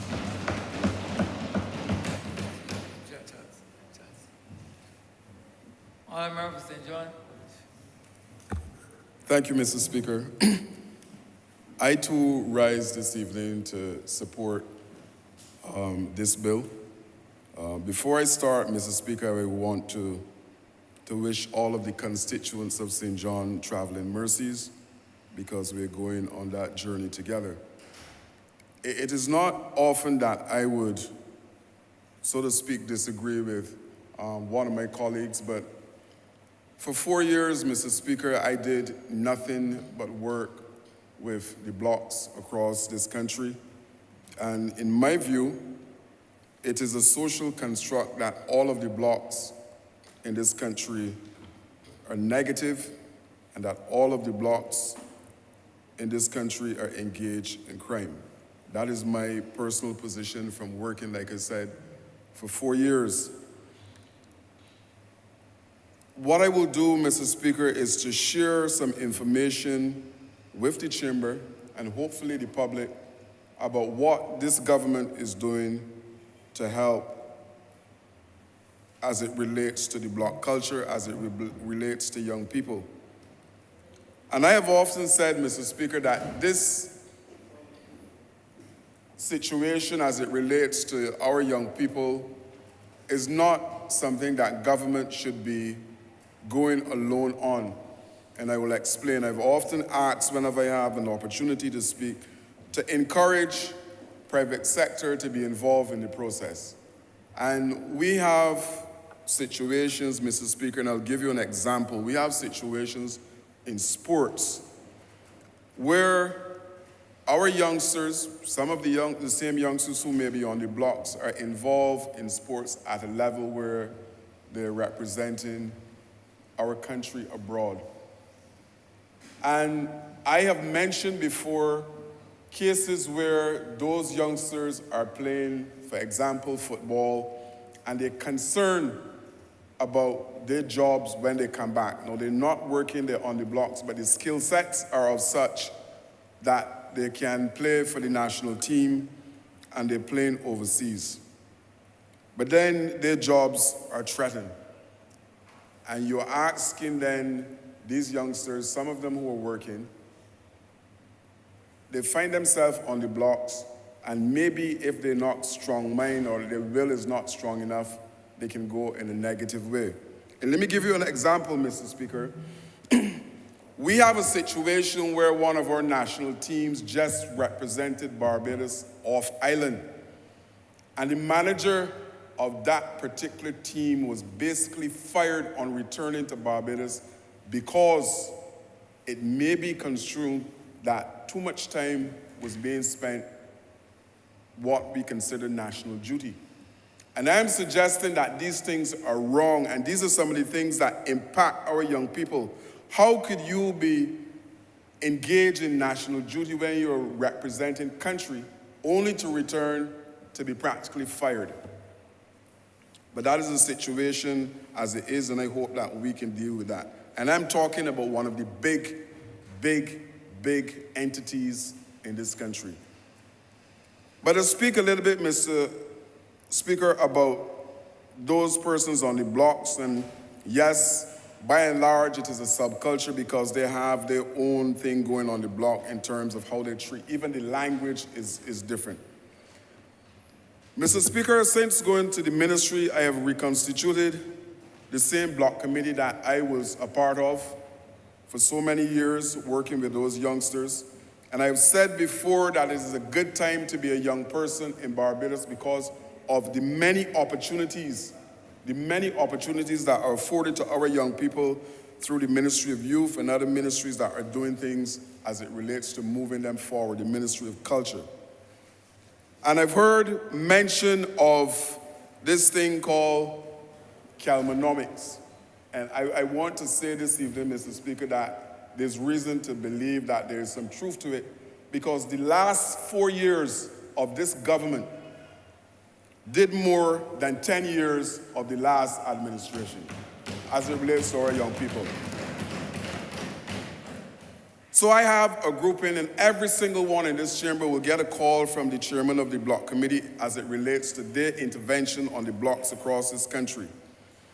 And we're providing these youngsters with an opportunity to enter SJPI, Palm Marine, Barbados Vocational Training Board, to source training that persons who have 4 and 6 CXCs that are entering these institutions.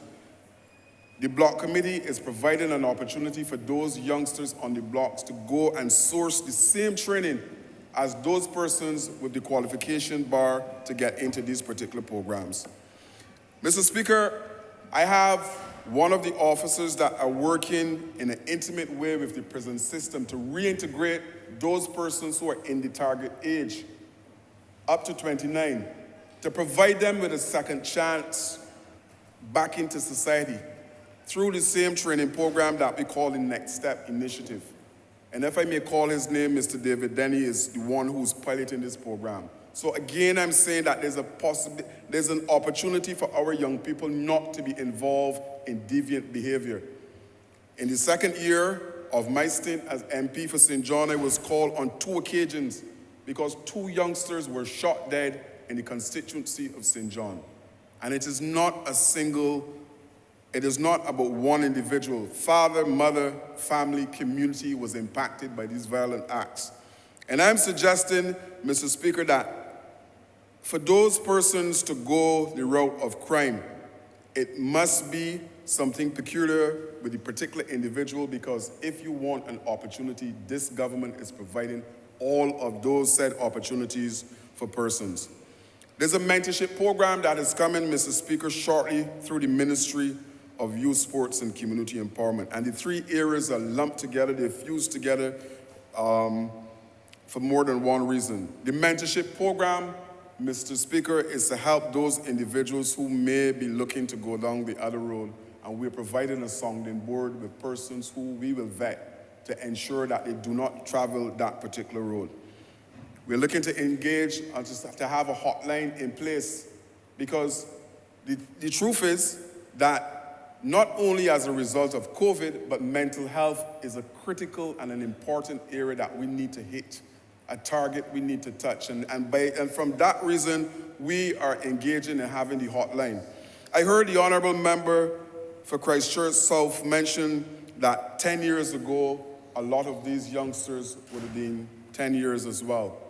And we are embarking on a national project. I would have had discussions with my colleague Minister of Education to start a project in the primary school called Moving On. And I need to speak about these things today because colleagues will be aware, but the general public may not be aware and figure that government is not doing anything as it relates to our young people. The Moving On project, Mr. Speaker, is slated to impact those youngsters who are doing the 11+ exam, because after 11+, there's some downtime in the system. And we are providing quality individuals to go into the school system to deliver areas like leadership, conflict resolution, anger management. These are the type of elements of Moving On. And I'm hoping, like I said, that next year that this can roll out throughout the primary school setting with the blessings of my colleague minister. So, to the Honourable Member for Christchurch South, it is possible that we can stem the flow of those persons who are 10 years old by providing this particular program.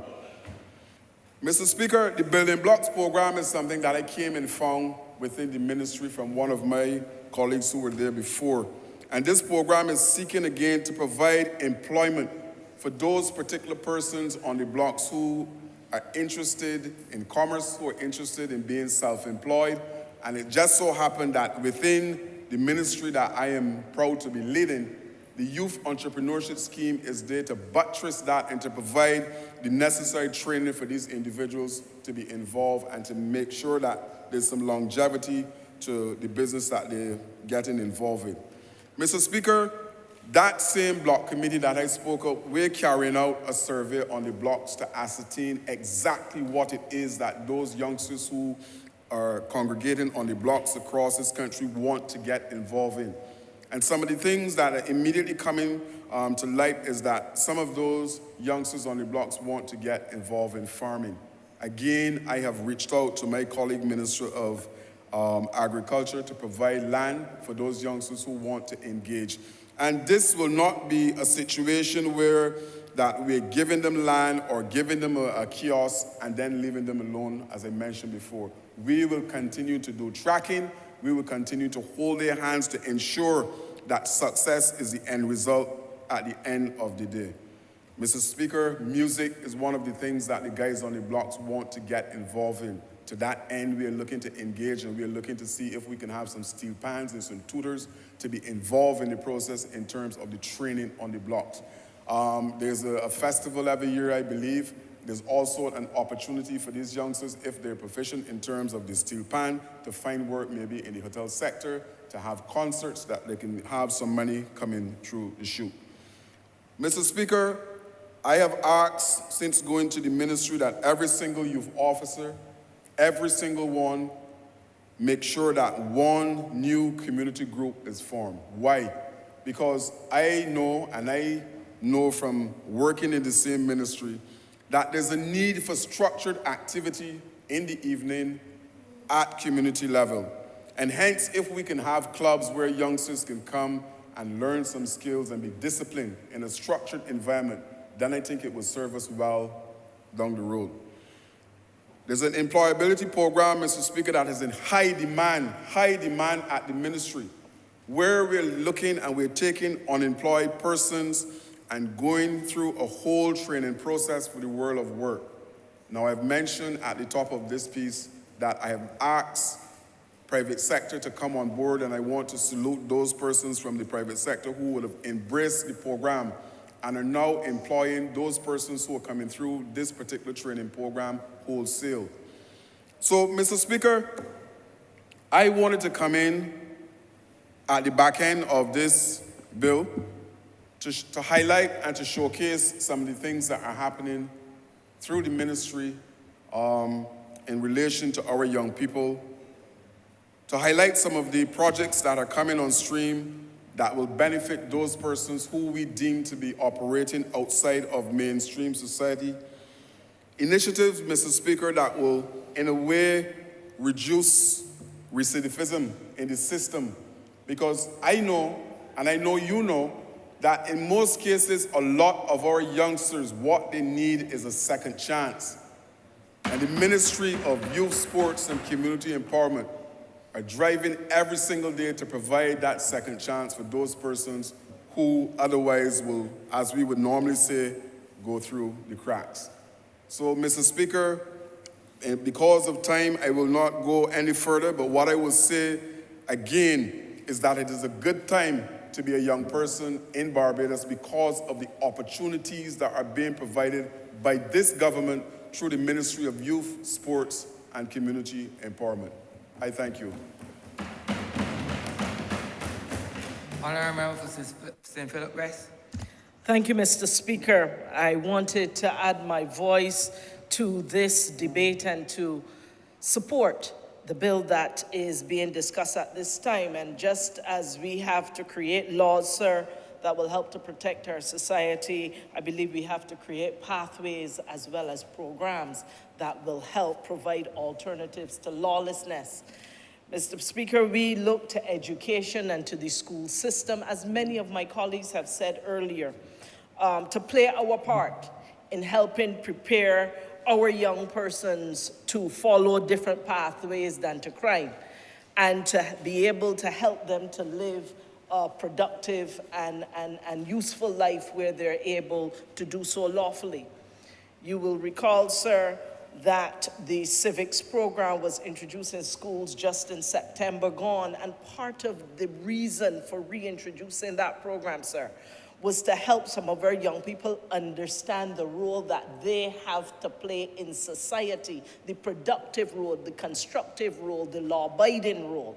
And in fact, that program runs all the way from primary to secondary. And you would have welcomed a group recently on Tuesday, just gone by, their civics program for Class 2 students right here. And we're able to hear from some of them how this kind of program is impacting the way they see themselves in society in Barbados. And it is not just programs like that, sir. The teachers have to be a very active and important part of guiding the process. Teachers have traditionally been important to the school system, important to our social development, important to supporting our students. And we are seeing teachers stepping up in a significant way to be able to do that, and I'll speak a little bit about that later. Sir, we all know that children live what they learn. They live what they learn. And when we see children at a very young age, some in our own primary schools that are involved in the kinds of behavior and the kinds of activities that we say it is leading nowhere good, it is likely to lead them down a road that is not going to be good for their lives and will probably end them up in the hands of the law. We recognize that most of them are living out fantasies that they are seeing in real life. We had a situation, sir, recently where a young boy brought to school a toy gun. A toy gun. And in his mind, he was living a fantasy of what he was learning and seeing right around him. Children are living what they learn. And therefore, we have to be careful what we are exposing them to. Now, what I am being told by the teachers, sir, and I must say that when I was preparing for this debate, sir, I asked the schools to send us some statistics, and they were looking at academic challenges, behavioral challenges, social concerns, the emotional concerns, mental health concerns, suicide, and some other aspects that was happening across the school system. Sir, what was interesting about the statistics that I saw, and we're still gathering them and still putting them together, sir, is the increase in the number of girls who are actually presenting with behavioral issues and significant aggressions. We have traditionally associated this with boys, but we are seeing now that the statistics are telling us that the girls are almost meeting them neck and neck, 50-50. It's not quite there yet based on the preliminary statistics I've seen, but we are increasing to that level. And so the interventions that have to be made at the social level have to cater not only to our boys, but equally to our girls who are beginning to see themselves in a very aggressive and presenting with more serious behavioral issues. Now, what the guidance counselors are telling us, the guidance counselors who are working in the schools, what they're telling us is that a number of children are coming to them with no one else to talk to. We have within our system, sir, children who are fortunate to have parents and to have teachers and to have guidance counselors and to have faith leaders and to have psychologists or even aunties and uncles to whom they can turn when they want to deal with some of the hard things that they're bringing into school. Because understand, what the teachers are telling us is not so much dealing with the children only in school and their academic situations, but it is what the children are bringing to school mentally, emotionally, that is challenging them significantly. And for those who have someone who can speak to them, who understand their language, who will not judge them, but will rather treat them seriously, who will be able to work with them and guide them, help them think through things for themselves, help them to come to reasonable decisions about what they want to do. For those who are fortunate to have that, yes, sir. But many of the students that we are seeing presenting with a number of the different challenges, whether it is behavioral issues, mental health issues, or other types of issues, many of those children are telling our guidance counselors and our teachers that they have no one else to turn to. Some are giving us the stories of when they try to talk to others whom they believe they should be able to talk to. The people curse them, use nasty words, they put them down, they make them feel as if what they're feeling and thinking doesn't matter or is inappropriate. And so as a result, they're turning to their peers. They're turning to their peers, some of whom are on the block. They're turning to their peers to give them the answers that they're not getting from others whom they believe they ought to be able to turn to. And some of their peers have had to figure out some things on their own, not all of them by the right way. So they then become the major influences in their heads.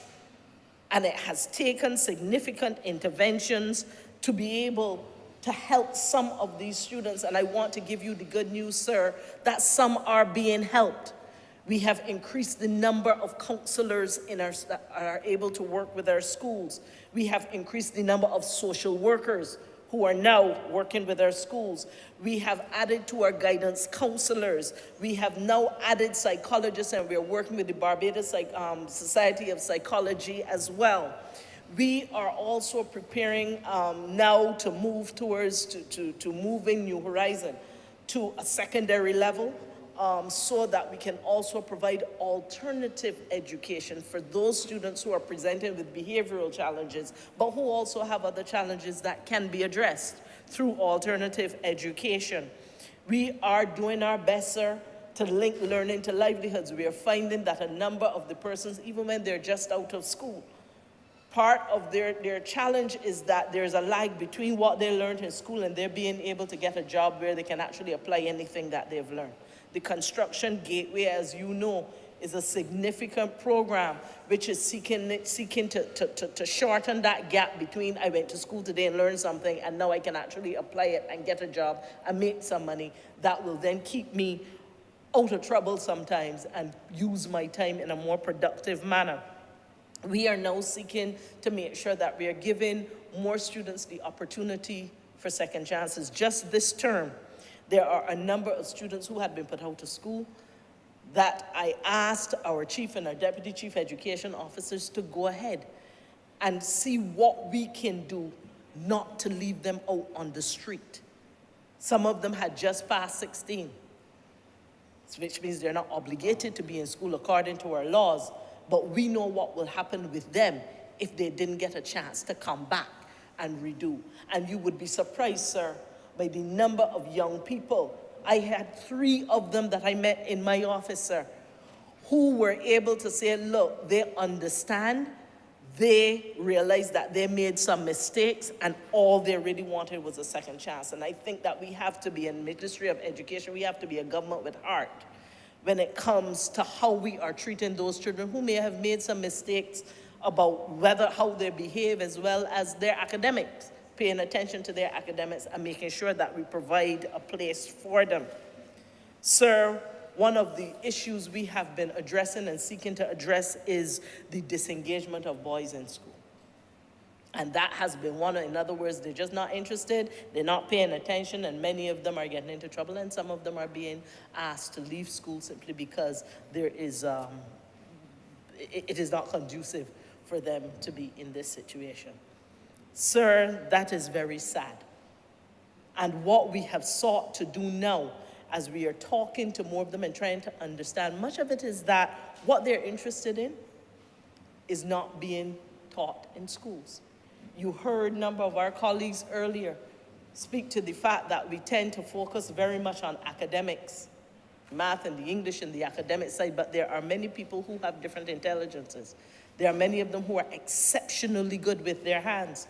There are some who are exceptionally good at mechanical engineering and mechanics and industrial arts and those kinds of programs, and we don't have enough of those programs to be able to channel them into, to create that pathway for them to be able to do the things that interest them.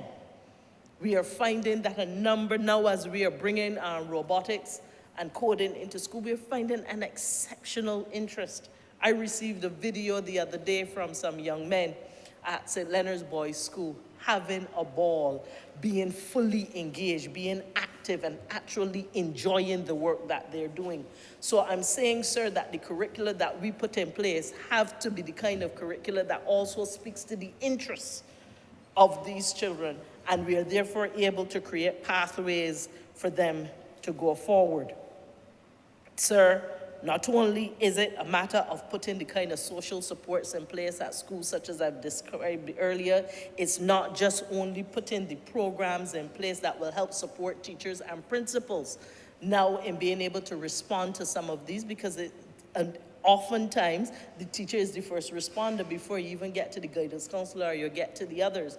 And we are doing what we can to equip our teachers to be able to at least know what to look for, so that when they then have to refer, they're able to do so, and that there is the right kind of support for them to make those referrals. But teachers themselves are the first responders. They're the ones who see the issues long before others will indeed do so. We are also, sir, working with the ministry responsible for youth and sport to make sure that the aggressions that we are seeing in school, a lot of children need to work off some excess energy to create the kinds of activities within schools that will allow both boys and girls to get physical in a constructive way through sport. We are adding monkey bars in a number of different school environments, particularly at the lower level. We are creating other facilities for sporting activities so that they will now have more physical activity. We are finding new and interesting ways of bringing new sports into the school space. And for example, one of the things we are seeking to do is to ensure that there are some more road tennis courts in a number of schools, with the intention, of course, of proliferating this sport and creating new ways.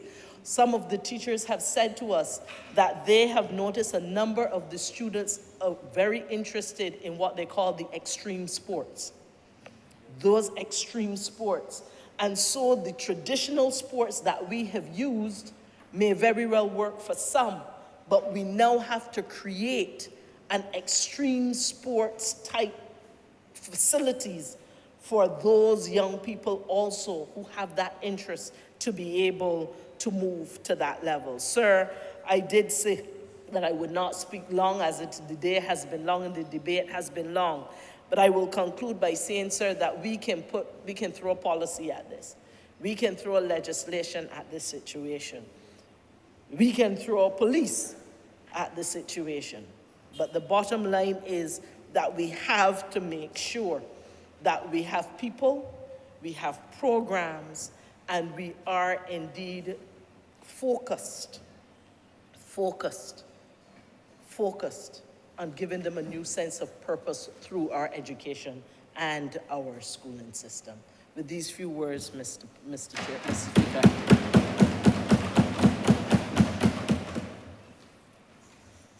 Honourable Member for St. Joseph. Mr. Speaker, I would say that today has been a good day for this chamber. We've had the opportunity to fairly thoroughly ventilate the many aspects of an issue that is of burning concern for Barbadians. But our exercise did not end there. I believe that we have come to the point where we complete at least the enactment in this chamber of a piece of legislation which I firmly believe will send a clear signal to Barbadians, to those Barbadians who are on the right side of the law, that we are committed to preserving their interests, and to those who are on the wrong side of the law, that we are committed to ensuring that their reign does not last in our fair land. Mr. Speaker, this is not an exercise that will yield dividends overnight. I think it is important that all Barbadians understand this. This has been a development that has been many years in the making, and my colleagues have, each one of them, pointed to instances going way back where we began to see the cracks in our society opening up. They have all pointed in one way or another to personal circumstances and situations that demonstrate how closely connected they are to the issues that affect Barbadians.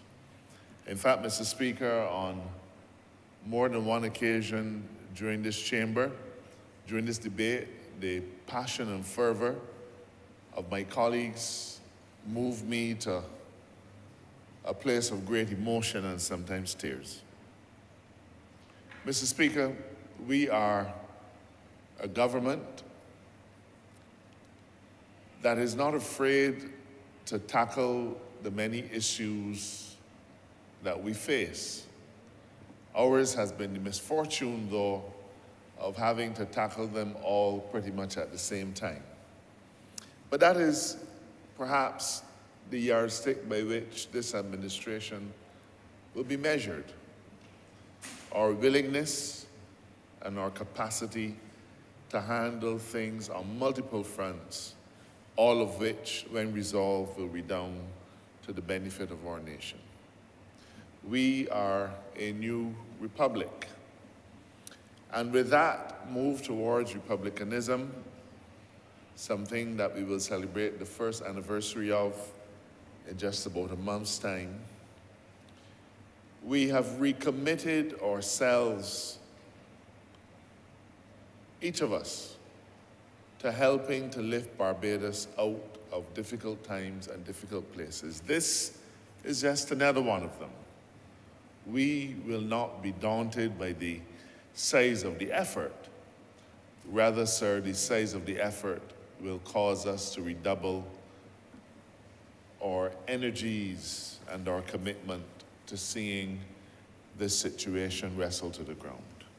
I thank my colleagues for their fervent support, and I know that your constituents thank you for standing in the breach on their behalf and for representing their interests, not just in terms of words, but perhaps more importantly, by giving your imprimatur to this piece of legislation. Mr. Speaker, I again ask that this bill be read a second time. Question is that the bill be read a second time. All those honourable members in favour, please say aye. Those against, please say no. Meeting the ayes have it. Mr. Speaker, I beg to move that you do not leave the chair and that this House resolve itself into committee for further consideration of this bill. The question is that the Speaker do not leave the chair and the House resolve itself into committee for further consideration of this bill. All those honourable members in favour, please say aye. Those against, please say no. Meeting the ayes have it. One.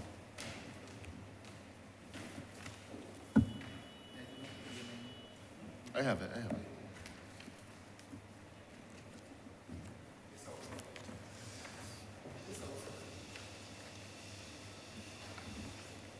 This House is now in committee. Clause 1. Mr. Chairman, I beg to move that clause 1 stand part. The question is that clause 1 stand part. All honourable members in favour, please say aye. All members against, please say nay. Methinks the ayes have it. Clause 2. Mr. Chairman, I beg to move that clause 2 stand part. The question is that clause 2 stand apart. All honourable members in favour, please say aye. Honourable members against, please say nay. Methinks the ayes have it. Clause 3. Mr. Chairman, I beg to move that clause 3 stand part. The question is that clause 3 stand part. All honourable members in favour, please say aye.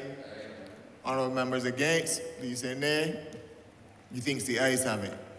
Clause 4. I beg to move, Mr. Chairman, that clause 4 stand part. The question is that clause 4 stand part. All honourable members in favour, please say aye. Honourable members against, please say nay. Methinks the ayes have it. Clause 5. Mr. Chairman, I beg to move that clause 5 stand part. The question is that clause 5 stand part. All honourable members in favour, please say aye. Honourable members against, please say nay. Methinks the ayes have it. Clause 6. Beg to move, Mr. Chairman, that clause 6 stand part. The question is that clause 6 stand part. All honourable members in favour, please say aye. Honourable members against, please say nay. Methinks the ayes have it. 7. Mr. Chairman, I beg to move that clause 7 stand part. The question is that clause 7 stand part. All honourable members in favour, please say aye. Honourable members against, please say nay. Methinks the ayes have it. Clause 8. Mr. Chairman, I beg to move that clause 8 be amended by inserting clause 4, reading as follows. Any firearm, imitation firearm, or ammunition in respect of which an offence under this Act has been committed shall, with effect from the date of the conviction of the accused person for that offence, be forfeited to the state. With that amendment, sir, I beg to move that. Sorry? Yes, sir, it would be clause 30, subsection 4, which will be inserted. Beg to move that clause 8 as amended stand part. The question is clause 8 as amended stand part. All honourable members in favour, please say aye. Honourable members against, please say nay. Methinks the ayes have it. Clause 9. Beg to move that clause 9 stand part. The question is that clause 9 stand part. All honourable members in favour, please say aye. Honourable members against, please say nay. Methinks the ayes have it. Clause 10. Mr. Chairman, I beg to move that clause 10 stand part. The question is that clause 10 stand part. All honourable members in favour, please say aye. Honourable members against, please say nay. Methinks the ayes have it. Clause 11. Mr. Chairman, I beg to move that clause 11 stand part. The question is clause 11 stand part. All honourable members in favour, please say aye. Honourable members against, please say nay. Methinks the ayes have it. Important. Mr. Chairman, I beg to move that you do not report to His Honour the passing of one bill in committee with one amendment. The question is that I do not report to His Honour the Speaker the passing of one bill as with amendment in committee. All honourable members in favour, please say aye. All members against, please say nay. Methinks the ayes have it.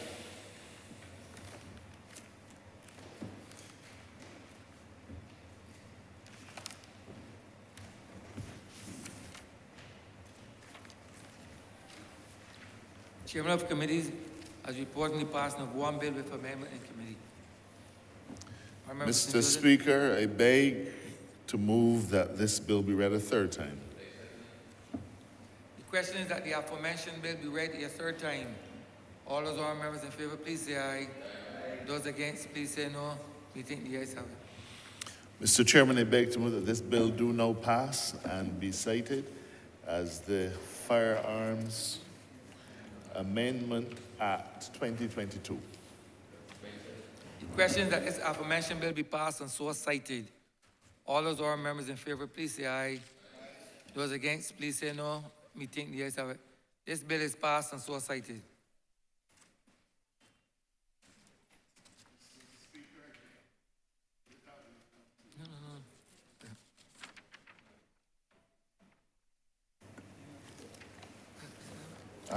Recommit. Mr. Speaker, recommittal of papers. Honourable Member Christchurch East Central.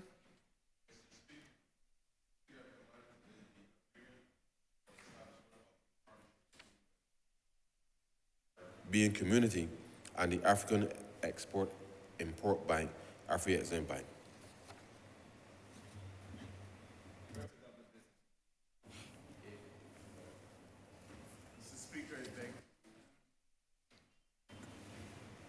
We need high tech, sir.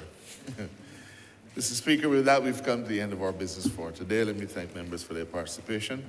I beg to move that this chamber now be adjourned to Tuesday, 8th November at 10 a.m. in the morning. The question that this aforementioned, this chamber be adjourned until Tuesday, the 8th day of November at 10 a.m. in the forenoon. All those honourable members in favour, please say aye. Those against, please say no. Me think the ayes have it. This honourable chamber stands adjourned until Tuesday, the 8th day of November at 10 a.m. in the forenoon.